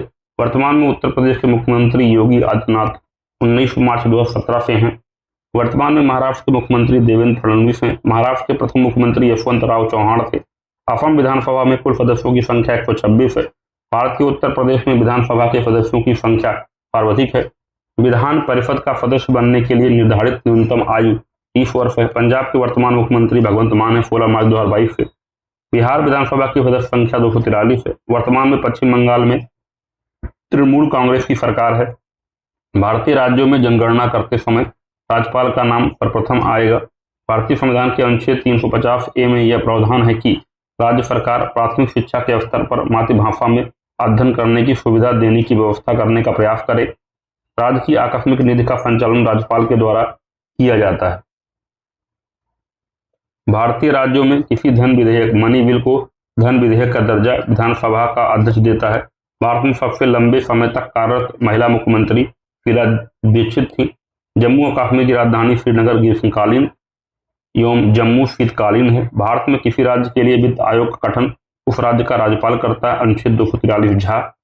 राज्य महाधिवक्ता की नियुक्ति राज्यपाल करता है। महाधिवक्ता राज्यपाल के प्रसाद पर्यंत पद धारण करता है। महाधिवक्ता राज्य का प्रथम विधिक अधिकारी होता है। विधानसभा का 17वां स्थान राज्यपाल के आदेश द्वारा किया जाता है। न्यायिक ढांचा, सर्वोच्च न्यायालय, उच्च न्यायालय। सर्वोच्च न्यायालय का न्यायाधीश बनने के लिए न्यूनतम योग्यता 5 वर्ष के लिए 1 या 2 या 2 से अधिक उच्च न्यायालयों में न्यायाधीश बने रहना है, या सर्वोच्च न्यायालय का न्यायाधीश बनने के लिए न्यूनतम योग्यता उच्च न्यायालय में लगातार 10 वर्षों की वकालत है। भारत में न्यायिक समीक्षा की शक्ति सर्वोच्च न्यायालय को प्राप्त है। उच्च न्यायालय के न्यायाधीश राष्ट्रपति के द्वारा नियुक्त होते हैं। पुडुचेरी संघ राज्य क्षेत्र की न्यायपालिका मद्रास उच्च न्यायालय के प्रशासनिक नियंत्रण के अधीन है। भारत के 42वें मुख्य न्यायमूर्ति HL दत्तू थे। वर्तमान में उच्चतम न्यायालय के मुख्य न्यायाधीश न्यायमूर्ति भूषण रामकृष्ण गवई हैं। उच्चतम न्यायालय में एक मुख्य तथा 35 अन्य न्यायाधीश की व्यवस्था है। लोक अदालतों के अधिवेशनों की अध्यक्षता जिला न्यायाधीश करता है। भारत के सर्वोच्च न्यायालय को मूल अधिकारों के परिवर्तन के लिए 5 प्रकार की रिट जारी करने का अधिकार है। गुजरात उच्च न्यायालय अहमदाबाद में स्थित है। राज्य के उच्च न्यायालय का मुख्य न्यायाधीश भारतीय राज्य के राज्यपाल को शपथ दिलाता है। उच्च न्यायालय के न्यायाधीशों की सेवानिवृत्ति की आयु 62 वर्ष है। उच्च न्यायालय के न्यायाधीश को साबित कदाचार एवं असमर्थता के आधार पर हटाया जा सकता है। राज्य संघ राज्य क्षेत्र का साझा उच्च न्यायालय पंजाब, हरियाणा एवं चंडीगढ़ का साझा उच्च न्यायालय है। मद्रास उच्च न्यायालय की न्यायपीठ मदुरई में कार्य कर सकती है। उच्च न्यायालय तथा उच्चतम न्यायालय वेतन तथा सेवा शर्तें संशोधन अधिनियम 2018 के अनुसार सर्वोच्च न्यायालय के मुख्य न्यायाधीश का मासिक वेतन 2,80,000 तथा अन्य न्यायाधीशों का मासिक वेतन 2,50,000 रुपये कर दिया गया है। वर्तमान में भारत के महान्यायवादी RK वेंकट रमणी हैं। जनहित याचिका उच्च न्यायालय एवं उच्चतम न्यायालय में दायर की जा सकती है। उच्च न्यायालय के मुख्य न्यायाधीश की नियुक्ति राष्ट्रपति के द्वारा की जाती है। सर्वोच्च न्यायालय की प्रथम महिला न्यायाधीश फातिमा बीबी थी। उच्च न्यायालय के कोई न्यायाधीश सेवानिवृत्ति के बाद निजी तौर पर वकालत का व्यवसाय ऐसे उच्च न्यायालय को छोड़कर जिसमें उसने न्यायाधीश के रूप में कार्य किया है, अन्य किसी उच्च न्यायालय सर्वोच्च न्यायालय में कर सकते हैं। सर्वोच्च न्यायालय के न्यायाधीशों की सेवानिवृत्ति की आयु 65 वर्ष है। मध्य प्रदेश उच्च न्यायालय की स्थापना वर्ष 1956 में हुई थी, जब यह जबलपुर में स्थित है, जबकि इसकी 2 खंडपीठें ग्वालियर व इंदौर में स्थित हैं। छत्तीसगढ़ उच्च न्यायालय की पीठ बिलासपुर में स्थित है। उत्तर प्रदेश के उच्च न्यायालय की मुख्य पीठ इलाहाबाद में स्थित है, जबकि इसकी खंडपीठ लखनऊ में स्थित है। संघ राज्य क्षेत्र दिल्ली और जम्मू कश्मीर हैं, जहां उच्च न्यायालय हैं। भारत के सर्वोच्च न्यायालय ने केंद्रीय शिक्षा संस्थानों में अन्य पिछड़े वर्ग के उम्मीदवारों को आरक्षण प्रदान करने के सरकारी निर्णय को समर्थन दिया है। उन्हें 27% आरक्षण दिया जाएगा। 2 या अधिक राज्यों संघ राज्य क्षेत्रों के लिए एक उच्च न्यायालय की स्थापना विधि के तहत संसद के द्वारा की जा सकती है। भारत का सर्वोच्च न्यायालय किसी व्यक्ति को लोक पद जिसके लिए वह पात्र नहीं है धारण करने से रोकने के लिए अधिकार परीक्षा क्यू वारंटो याचिका जारी कर सकता है। भारत की उच्च न्यायालय में मुख्य न्यायाधीश बनने वाली प्रथम महिला लीला सेठ थी। कोलकाता उच्च न्यायालय का अंडमान और निकोबार द्वीप समूह पर प्रादेशिक क्षेत्राधिकार है। लोक प्रतिनिधित्व अधिनियम 1951 की धारा 80A के अंतर्गत चुनाव विवाद का फैसला देने का अधिकार उच्च न्यायालय के पास है। जिला प्रशासन, स्थानीय निकाय तथा पंचायती राज संस्थाएं। भारतीय संविधान के 73वें संविधान संशोधन अधिनियम 1992 द्वारा पंचायती राज को संवैधानिक दर्जा प्रदान किया गया है। पंचायती राज को भारतीय संविधान के भाग 9 में रखा गया है। पंचायती राज त्रिस्तरीय ग्राम पंचायत, क्षेत्र पंचायत तथा जिला पंचायत है। भारतीय संविधान के 74वें संशोधन अधिनियम 1992 के द्वारा भाग 9 का को जोड़कर नगरीय स्थानीय प्रशासन को संवैधानिक दर्जा प्रदान किया गया। 2 अक्टूबर 1959 को तत्कालीन प्रधानमंत्री जवाहरलाल नेहरू ने राजस्थान के नागौर जिले में पंचायती राज व्यवस्था का उद्घाटन किया। यदि पंचायत का विघटन होता है तो 6 माह के भीतर चुनाव कराए जाते हैं। नागालैंड राज्य में पंचायती राज व्यवस्था अस्तित्व में नहीं है। त्रिस्तरीय पंचायती राज व्यवस्था में सर्वोच्च स्थान पर जिला परिषद है। पंचायती राज स्वशासन की एक योजना है। पंचायती राज का उद्देश्य प्रजातंत्र का विकेंद्रीकरण है। नगर निगम के प्रधान मेयर होते हैं। आइए देखते हैं विविध का सेक्शन। भारत के नियंत्रक एवं महालेखा परीक्षक का कार्यकाल 6 वर्ष या 65 वर्ष की आयु में जो पहले हो तक होता है। नियंत्रक एवं महालेखा परीक्षक की नियुक्ति राष्ट्रपति करते हैं। नियंत्रक एवं महालेखा परीक्षक सार्वजनिक धन का संरक्षक होता है। भारत के महान्यायवादी की नियुक्ति राष्ट्रपति करता है। महान्यायवादी भारत सरकार का प्रथम विधि अधिकारी होता है। महान्यायवादी को भारत के राज्य क्षेत्र के सभी न्यायालयों में सुनवाई का अधिकार प्राप्त है। महान्यायवादी संसद की कार्रवाई में भाग ले सकता है तथा बोल सकता है, परंतु मत नहीं दे सकता है। चुनाव आयोग एक अस्थायी संवैधानिक संस्था है। भारत में राजनीतिक पार्टियों को निर्वाचन आयोग द्वारा मान्यता दी जाती है। निर्वाचन आयुक्त की सेवा शर्तें तथा कार्यकाल में परिवर्तन भारत की संसद कर सकती है। राज्य चुनाव आयुक्त की नियुक्ति राज्यपाल द्वारा की जाती है। केंद्रीय स्तर पर मुख्य निर्वाचन आयुक्त के अलावा 2 और निर्वाचन आयुक्त होते हैं। वर्तमान में मान्यता प्राप्त राष्ट्रीय राजनीतिक दल भारतीय जनता पार्टी, चुनाव चिन्ह कमल का फूल। भारतीय राष्ट्रीय कांग्रेस, चुनाव चिन्ह हाथ का पंजा। आम आदमी पार्टी, चुनाव चिन्ह झाड़ू। बहुजन समाज पार्टी, चुनाव चिन्ह हाथी असम को छोड़कर। मार्क्सवादी कम्युनिस्ट पार्टी, चुनाव चिन्ह हंसिया हथौड़ा एवं तारा। नेशनल पीपुल्स पार्टी पुस्तक इसका चुनाव चिन्ह है। चुनाव आयोग ने समाजवादी पार्टी को राज्य स्तरीय पार्टी के रूप में मान्यता दी है। चुनाव का अधीक्षण, निर्देशन और संचालन तथा निर्वाचक सूची की तैयारी करना चुनाव आयोग के कार्यों में शामिल है। मुख्य निर्वाचन आयुक्त को साबित कदाचार या असमर्थता के आधार पर हटाए जाने के लिए संसद के प्रत्येक सदन द्वारा अपनी कुल सदस्य संख्या के बहुमत तथा उपस्थित और मत देने वाले सदस्यों के कम से कम 2/3 बहुमत द्वारा समर्थित समावेदन उसी सत्र में राष्ट्रपति के समक्ष रखे जाने पर राष्ट्रपति के आदेश द्वारा ही पद से हटाया जा सकता है। भारत में मतदाता की सूची को अद्यतन करने की जिम्मेदारी चुनाव आयोग की है। लोकसभा के सदस्य का निर्वाचन गुप्त मत द्वारा किया जाता है। भारत में राष्ट्रीय चुनावों में मतदान का अधिकार सार्वभौमिक वयस्क मताधिकार सिद्धांत पर आधारित है। ईवीएम का पूरा नाम इलेक्ट्रॉनिक वोटिंग मशीन है। सुकुमार सेन भारत के प्रथम मुख्य निर्वाचन आयुक्त थे। वर्तमान में भारत के मुख्य निर्वाचन आयुक्त ज्ञानेश कुमार हैं। निर्वाचन आयुक्त का कार्यकाल 6 वर्ष अथवा 65 वर्ष की आयु में जो पहले होता है। भारतीय संविधान के 91वें संशोधन द्वारा मंत्रियों की संख्या को नियंत्रित किया गया। संविधान के 42वें संशोधन द्वारा शिक्षा को राज्य सूची से संवर्ती सूची में स्थानांतरित किया गया। भारत के संविधान में मौलिक कर्तव्यों को 42वां संविधान संशोधन द्वारा वर्ष 1976 में सम्मिलित किया गया। संवैधानिक 73वां संशोधन अधिनियम 1992 20 लाख से अधिक जनसंख्या वाले सभी राज्यों हेतु पंचायती राज की 3 स्तरीय प्रणाली हेतु प्रावधान करता है। 92वें संविधान संशोधन अधिनियम 2003 के द्वारा 8वीं अनुसूची में बोडो, डोंगरी, मैथिली तथा संथाली भाषा को शामिल किया गया।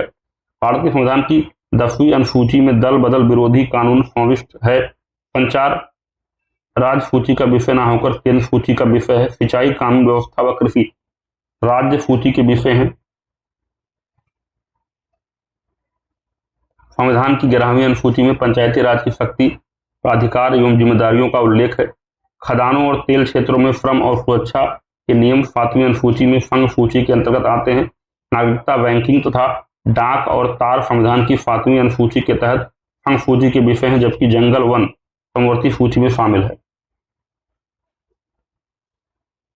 भारतीय संविधान की 8वीं अनुसूची का संबंध भाषाओं से है। अनुच्छेद 248 के अधीन अवशिष्ट शक्तियां संघ के पास हैं। ईटानगर, गुवाहाटी, अगरतला तथा गंगटोक में से गुवाहाटी किसी राज्य की राजधानी नहीं है। बोडो, डोंगरी, संथाली तथा अंग्रेजी में से संविधान की 8वीं अनुसूची में अंग्रेजी भाषा सूचीबद्ध नहीं है। जन स्वास्थ्य राज्य सूची का विषय है या संघ सूची में शामिल नहीं है। सरकारी क्रियाकलापों को चलाने के लिए केंद्रीय सरकार द्वारा करों एवं अन्य प्रकार की प्राप्तियों से जुटाया गया सभी राजस्व भारत की संचित निधि में जमा किया जाता है। चिल्लैया समिति ने वित्तीय क्षेत्रों में सुधार हेतु जांच की तथा अपना सुझाव दिया। प्रधानमंत्री राष्ट्रीय Ekta Parishad national integration council का अध्यक्ष होता है। प्राक्कलन समिति में लोकसभा के 30 सदस्य होते हैं। इसमें राज्यसभा का सदस्य शामिल नहीं होता। अखिल भारतीय सेवाओं का सृजन संसद द्वारा किया जाता है। प्रधानमंत्री, वित्त मंत्री और वाणिज्य मंत्री में से कोई योजना आयोग का उप सभापति नहीं होता था। इसका एक पूर्णकालिक उपाध्यक्ष होता था जिसे कैबिनेट मंत्री का दर्जा प्राप्त होता था। वर्तमान में भारत के राष्ट्रीय मानवाधिकार आयोग के अध्यक्ष न्यायमूर्ति बी राम सुब्रमण्यन है। ग्राम सहकारी समिति पंचायती राज संगठन का घटक नहीं है। भारतीय संविधान का अनुच्छेद 340 पिछड़े वर्ग के आयोग से संबंधित है। राष्ट्रीय सलाहकार परिषद एक संविधानात्तर प्राधिकार है। भारतीय चुनाव आयोग एक संवैधानिक निकाय है। सच्चर समिति का संबंध भारतीय मुसलमानों की सामाजिक, आर्थिक एवं शैक्षणिक स्थिति से तथा उसके साथ धार्मिक, भाषाई और सांस्कृतिक आधार पर भेदभाव को दूर किए जाने से है। संघ लोक सेवा आयोग एक संवैधानिक निकाय है। लोक लेखा समिति के चेयरमैन को लोकसभा अध्यक्ष नियुक्त करता है। भारत में पंचवर्षीय योजना की अवधारणा जवाहरलाल नेहरू ने आरंभ की थी। बलवंत राय मेहता समिति ने वर्ष 1957 में ग्रामीण स्थानीय प्रशासन पंचायत राज को त्रिस्तरीय करने का सुझाव दिया था। अशोक मेहता समिति ने वर्ष 1977 में ग्रामीण स्थानीय प्रशासन को 2 स्तरीय करने का सुझाव दिया था। सरकारिया समिति केंद्र और राज्यों के मध्य विवादों को सुलझाने के लिए स्थापित की गई थी। भारत के राष्ट्रीय चिन्ह।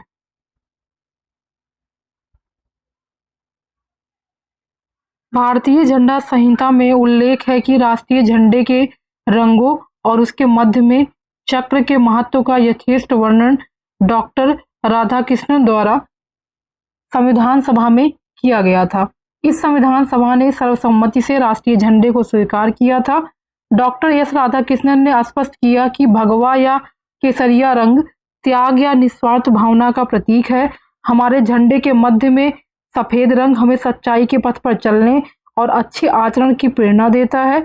हरा रंग मिट्टी और वनस्पतियों के साथ हमारे संबंधों को उजागर करता है, जिन पर सभी प्राणियों का जीवन आश्रित है। सफेद रंग के मध्य में अशोक चक्र धर्म के राज का प्रतीक है। चक्र प्रगति का प्रतीक है। जड़ता प्राणहीनता का प्रतीक है। चक्र शांतिपूर्ण परिवर्तन की गतिशीलता का प्रतीक है। भारत का राष्ट्रीय ध्वज तिरंगा 3 रंगों की पट्टी में विभाजित आयताकार है। ध्वज की लंबाई और चौड़ाई का अनुपात 3:2 है। सबसे ऊपरी पट्टी गहरे केसरिया रंग साहस का प्रदर्शन, बीच में श्वेत शांति और सच्चाई का प्रदर्शन और सबसे नीचे हरी पट्टी उर्वरता तथा समृद्धि का प्रदर्शन है। ध्वज के बीच की पट्टी में एक नीला चक्र है जिसमें 24 तीलियां हैं, जिसका प्रारूप सारनाथ में अशोक के सिंह स्तंभ पर बने चक्र से लिया गया है। यह न्याय का प्रतीक है। पिंगली वेंकैया द्वारा भारतीय राष्ट्रीय ध्वज को तैयार किया गया। संविधान सभा द्वारा 22 जुलाई 1947 को राष्ट्रीय ध्वज का वर्तमान स्वरूप स्वीकृत किया गया। भारत का राज चिन्ह सारनाथ स्थित अशोक के सिंह स्तंभ की अनुकृति है। भारत सरकार द्वारा इसे 26 जनवरी 1950 को अपनाया गया। इस पर नीचे देवनागरी लिपि में सत्यमेव जयते लिखा है, जो मुंडको उपनिषद से लिया गया है। भारत का राष्ट्रगान जनगण मन 24 जनवरी 1950 को संविधान सभा द्वारा आधिकारिक रूप में अंगीकृत किया गया था। इसके गायन की अवधि 52 सेकंड है। 27 दिसंबर 1911 को भारतीय राष्ट्रीय कांग्रेस के कलकत्ता अधिवेशन में इसे पहली बार गाया गया था।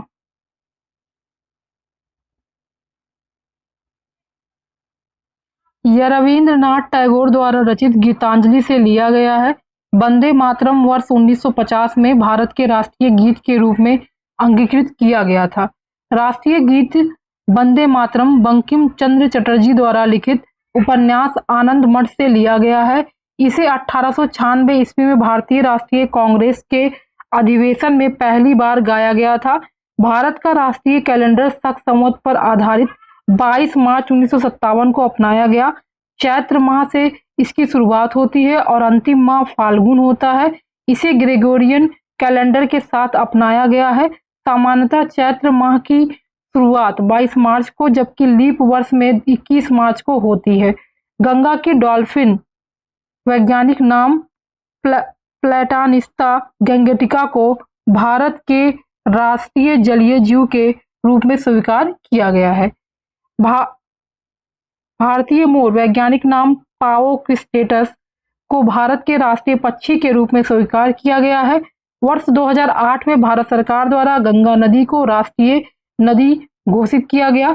भारत सरकार द्वारा स्वाधीनता दिवस 15 अगस्त, गणतंत्र दिवस 26 जनवरी और गांधी जयंती 2 अक्टूबर को राष्ट्रीय दिवस के रूप में घोषित किया गया है। ध्यातव्य है कि कमल को राष्ट्रीय पुष्प, आम को राष्ट्रीय फल तथा बरगद को राष्ट्रीय वृक्ष के रूप में मान्यता प्राप्त है।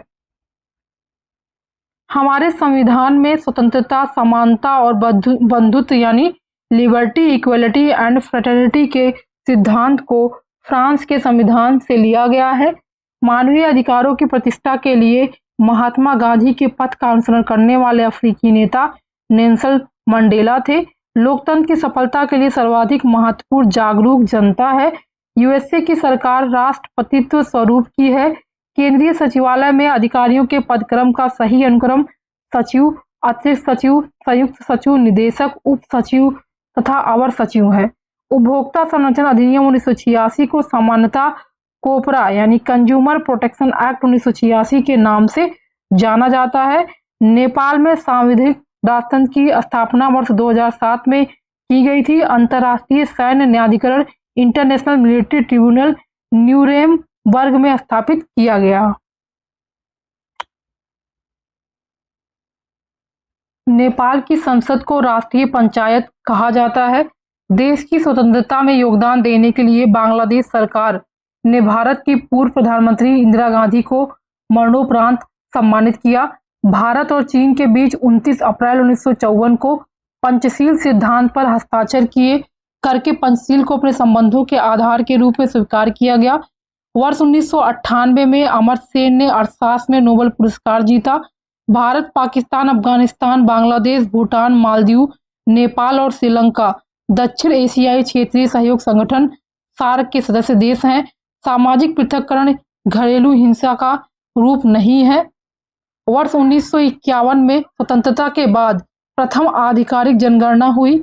नाबार्ड की स्थापना स्यू रमन समिति की सिफारिश पर हुई थी। आसियान का मुख्यालय जकार्ता, इंडोनेशिया में स्थित है। एयरफोर्स वन जहाज में अमेरिका के राष्ट्रपति यात्रा करते हैं। इजराइल का संबंध ब्रिक्स से नहीं है। सूचना का अधिकार अधिनियम वर्ष 2005 में अस्तित्व में आया। मालदीव गणराज्य हिंद महासागर में स्थित है। विश्व व्यापार संगठन WTO का मुख्यालय जेनेवा में स्थित है। फेरा का विस्तारित रूप फॉरेन एक्सचेंज रेगुलेशन एक्ट है। भारत आने वाले प्रथम अमेरिकी राष्ट्रपति ड्वाइट डी आइजनहावर थे। वर्तमान में ब्रिटेन के प्रधानमंत्री कीर रॉडनी स्टारमर हैं। वर्तमान में अमेरिका के राष्ट्रपति डोनाल्ड ट्रंप हैं। प्रसिद्ध उद्धरण लोकतंत्र सरकार जनता द्वारा जनता के लिए शासन अब्राहम लिंकन ने दिया था। बांग्लादेश की संसद का नाम जातीय संसद है। संयुक्त राज्य अमेरिका के राष्ट्रपति का आधिकारिक निवास स्थान का नाम व्हाइट हाउस है। यूनाइटेड स्टेट्स ऑफ अमेरिका के प्रथम राष्ट्रपति जॉर्ज वाशिंगटन थे। लोकशाही सरकार की कल्पना का श्रेय रूसों को जाता है। चेक एंड बैलेंसेस का सिद्धांत अमेरिकी संविधान का लक्षण है। चेक एंड बैलेंसेस का सिद्धांत अमेरिकी संविधान का लक्षण है। बलात्कार के अभियुक्त को भारतीय न्याय संहिता की धारा 64 के अंतर्गत अभियोजित किया जाता है। संयुक्त राज्य अमेरिका के राष्ट्रपति का निर्वाचन इलेक्टोरल कॉलेज द्वारा किया जाता है। भारत और पाकिस्तान के बीच शिमला समझौता का लक्ष्य विवादों का द्विपक्षीय वार्ता के जरिए हल करना था। अरस्तु ने कहा, मानव एक सामाजिक प्राणी है। यदि भारतीय संघ इंडियन यूनियन का नया राज्य बनाना हो तो संविधान की प्रथम अनुसूची में संशोधन किया जाता है। वर्तमान में यूरोपीय संघ में 27 देश हैं। लोकपाल विधेयक से जुड़े प्रसिद्ध कार्यकर्ता अन्ना हजारे हैं। फांसीवाद का मुख्य समर्थक मुसोलिनी था। संयुक्त राष्ट्र संघ सिक्योरिटी काउंसिल सुरक्षा परिषद के गैर अस्थायी सदस्य 2 वर्ष की अवधि के लिए निर्वाचित होते हैं। संयुक्त राष्ट्र का 193वां सदस्य दक्षिण सूडान है। चीन, फ्रांस, रूस, यूनाइटेड किंगडम और संयुक्त राज्य अमेरिका संयुक्त राष्ट्र संघ की सुरक्षा परिषद के अस्थायी 5 सदस्य हैं। संयुक्त राष्ट्र संगठन द्वितीय विश्व युद्ध का परिणाम था। संयुक्त राष्ट्र सुरक्षा परिषद में 5 अस्थायी सदस्यों को वीटो पावर प्राप्त है। यूएनओ के संविधान को चार्टर कहते हैं। नाटो की वर्तमान सदस्य संख्या 32 है। 31वां फिनलैंड तथा 32वां स्वीडन है। संयुक्त राष्ट्र महासभा की जनरल असेंबली के अध्यक्ष की पदावधि 1 वर्ष होती है। संयुक्त राष्ट्र संघ के महासचिव एंटोनियो गुटेरस हैं। यूनेस्को का मुख्यालय पेरिस, फ्रांस में है। संयुक्त राष्ट्र दिवस 24 अक्टूबर को मनाया जाता है। संयुक्त राष्ट्र संघ यूएनओ का मुख्यालय न्यूयॉर्क में स्थित है। भारत, ब्राजील, जर्मनी व जापान वे देश हैं जो संयुक्त राष्ट्र संघ की सुरक्षा परिषद में अस्थायी सदस्यता पाने के लिए एक समूह बनकर एक दूसरे के सहयोग करते हैं। स्पेन यूएन सिक्योरिटी काउंसिल का अस्थायी सदस्य नहीं है। यूनेस्को यूनाइटेड नेशन संयुक्त राष्ट्र संघ का एक सांस्कृतिक संगठन है। जापान संयुक्त राष्ट्र सुरक्षा परिषद का अस्थायी सदस्य नहीं है। भारत 30 अक्टूबर 1945 को यूएनओ का सदस्य बना। अब देखते हैं कुछ अभ्यास प्रश्न। भारत के संविधान के ऊपर सबसे अधिक प्रभाव निम्नलिखित में से किसका माना जाता है? तो सबसे ज्यादा प्रभाव जो यूएसए के संविधान, सोवियत रूस का संविधान, ब्रिटिश संविधान या भारत सरकार अधिनियम 1935। तो सबसे अधिक प्रभाव भारत के संविधान पर भारत सरकार अधिनियम 1935 का पड़ा है। भारत का वर्तमान संवैधानिक ढांचा बहुत कुछ भारत सरकार अधिनियम 1935 पर आधारित है। भारत के संविधान के लगभग 2/3 तत्वों को वर्ष 1935 के अधिनियम से ही लिया गया है। अतः कहा जा सकता है इसका भारत के संविधान पर सर्वाधिक प्रभाव है। अब देखते हैं अगला सवाल क्या है। शासन की एकात्मक पद्धति का लाभ क्या है? ऑप्शन है अधिक अनुकूलनशीलता, दृढ़ राज्य, जनता द्वारा अधिक सहभागिता, सत्तावाद की कम संभावनाएं। तो एकात्मक पद्धति का लाभ क्या हो जाएगा? दृढ़ राज्य।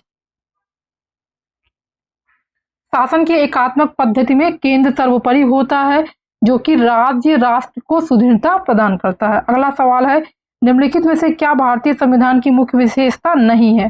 ऑप्शन है लिखित संविधान और संविधान की सर्वोच्चता, शक्तियों का वितरण, प्रतिबद्ध न्यायतंत्र, अर्ध संघीय संरचना। तो भारतीय संविधान में लिखित संविधान और संविधान की सर्वोच्चता दिखती है, शक्तियों का निवारण दिखता है, अर्ध संघीय संरचना भी दिखती है, प्रतिबद्ध न्यायतंत्र नहीं है क्योंकि स्वतंत्र न्यायपालिका की स्थापना भारतीय संविधान की एक महत्वपूर्ण विशेषता है, न कि प्रतिबद्ध न्याय तंत्र। इसीलिए क्या होगा?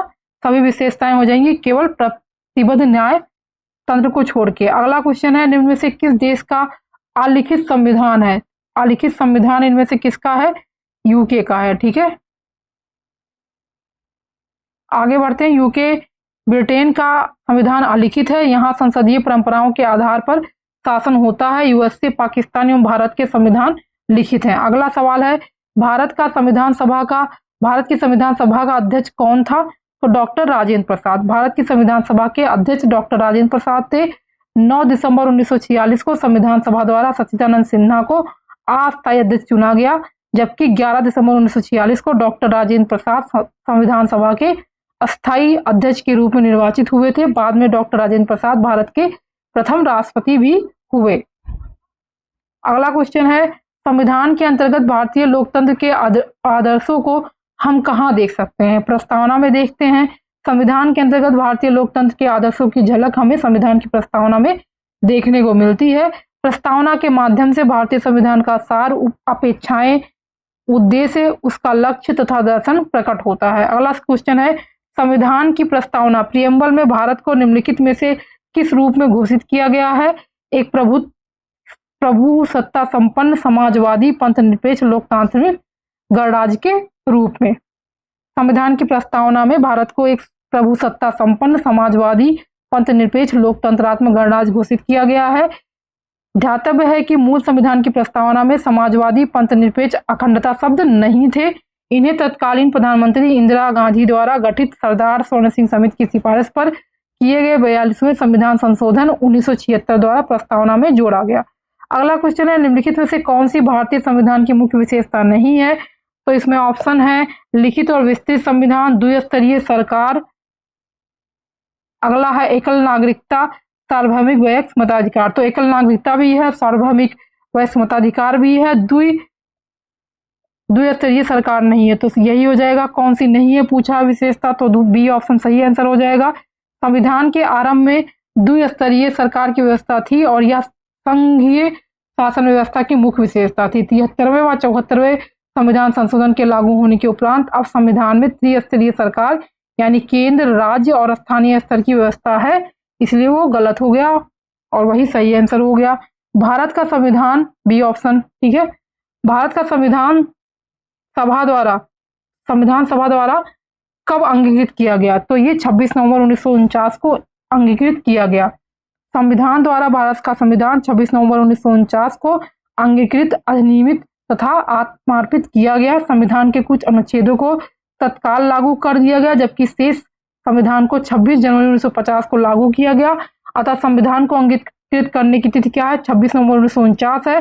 संविधान के पूर्णतः लागू होने की तिथि क्या है? 26 जनवरी 1950।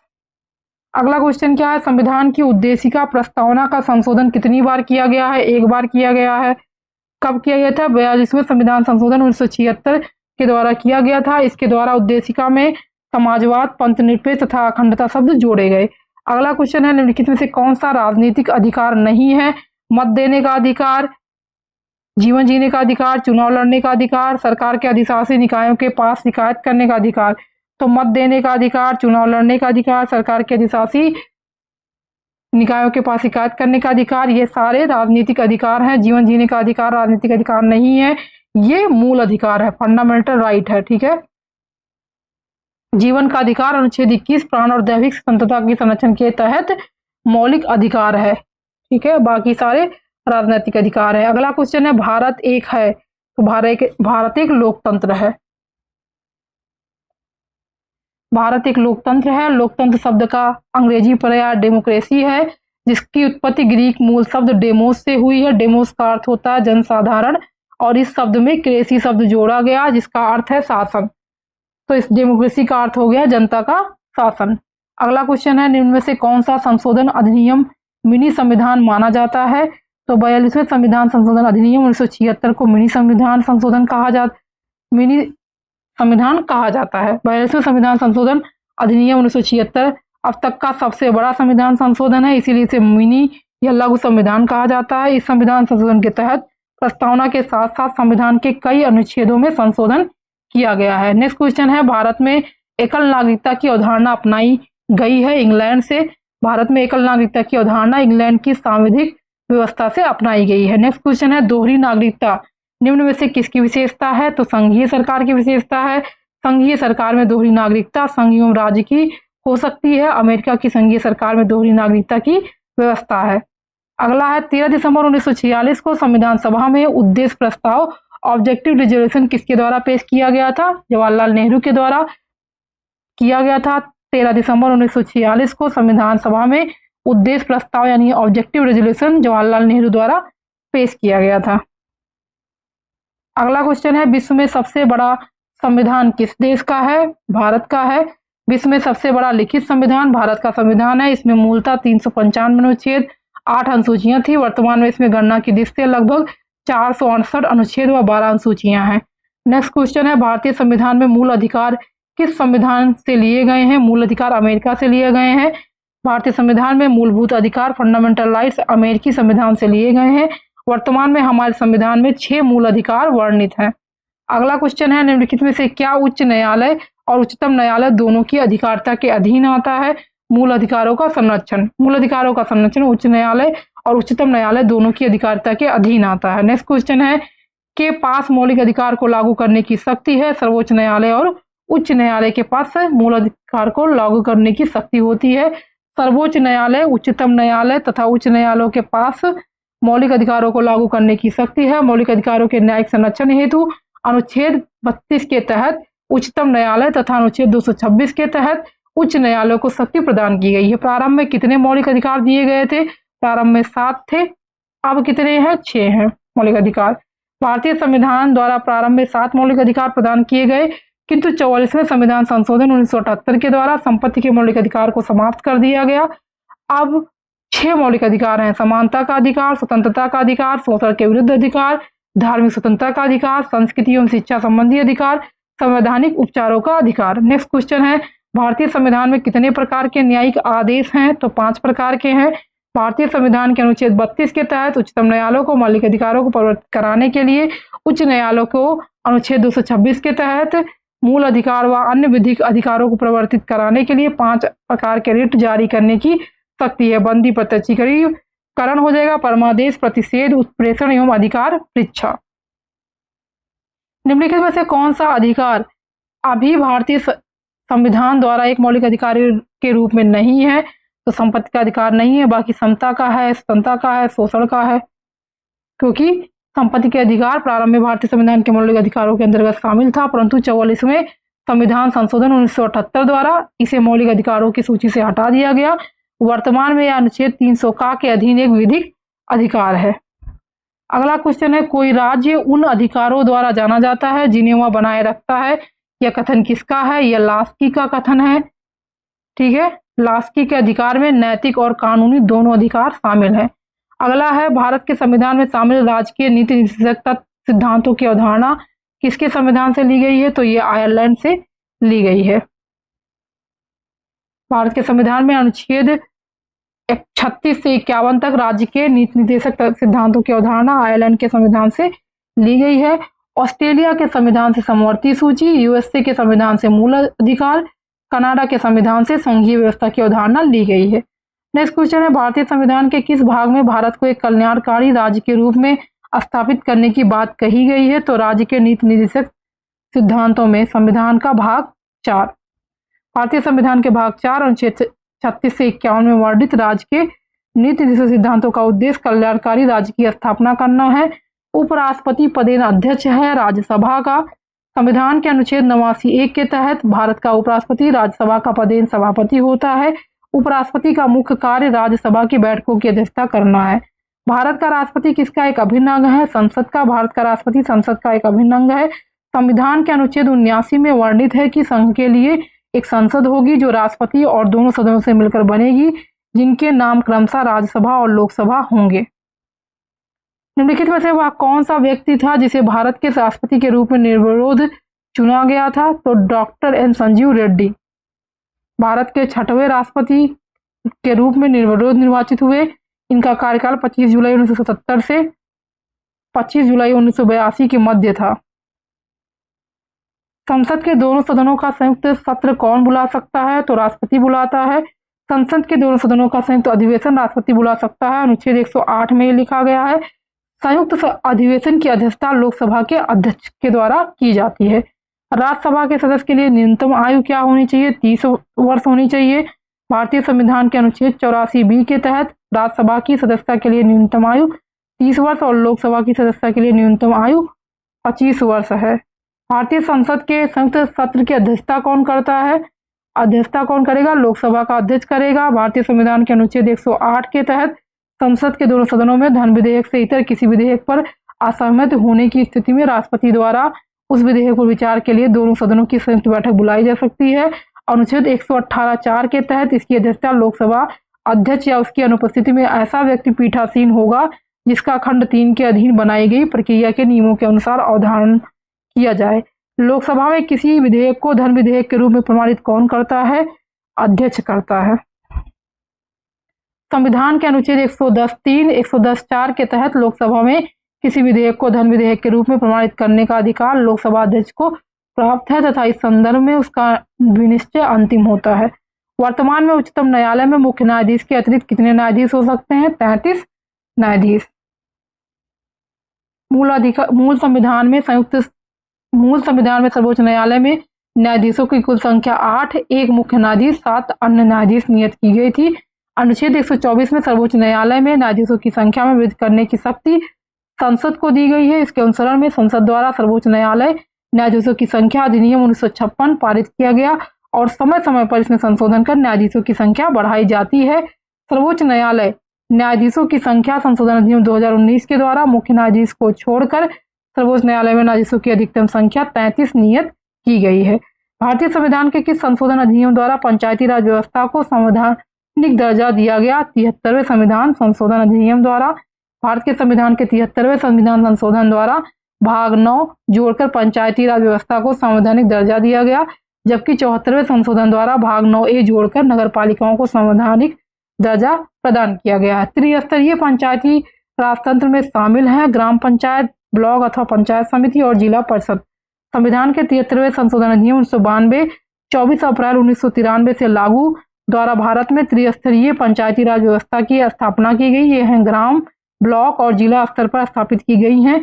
इन्हें क्रमशः ग्राम सभा, ब्लॉक तथा अथवा पंचायत समिति और जिला परिषद के नाम से जाना जाता है। भारत में त्रिस्तरीय पंचायत राज प्रणाली का प्रस्ताव किसने दिया था? बलवंत राय मेहता समिति ने दिया था। इस समिति का गठन वर्ष 1957 में बलवंत राय मेहता की अध्यक्षता में किया गया था। इसी के साथ पॉलिटी वाला सेक्शन फिनिश हो गया है। वीडियो को देखने के लिए आप सभी का बहुत बहुत धन्यवाद।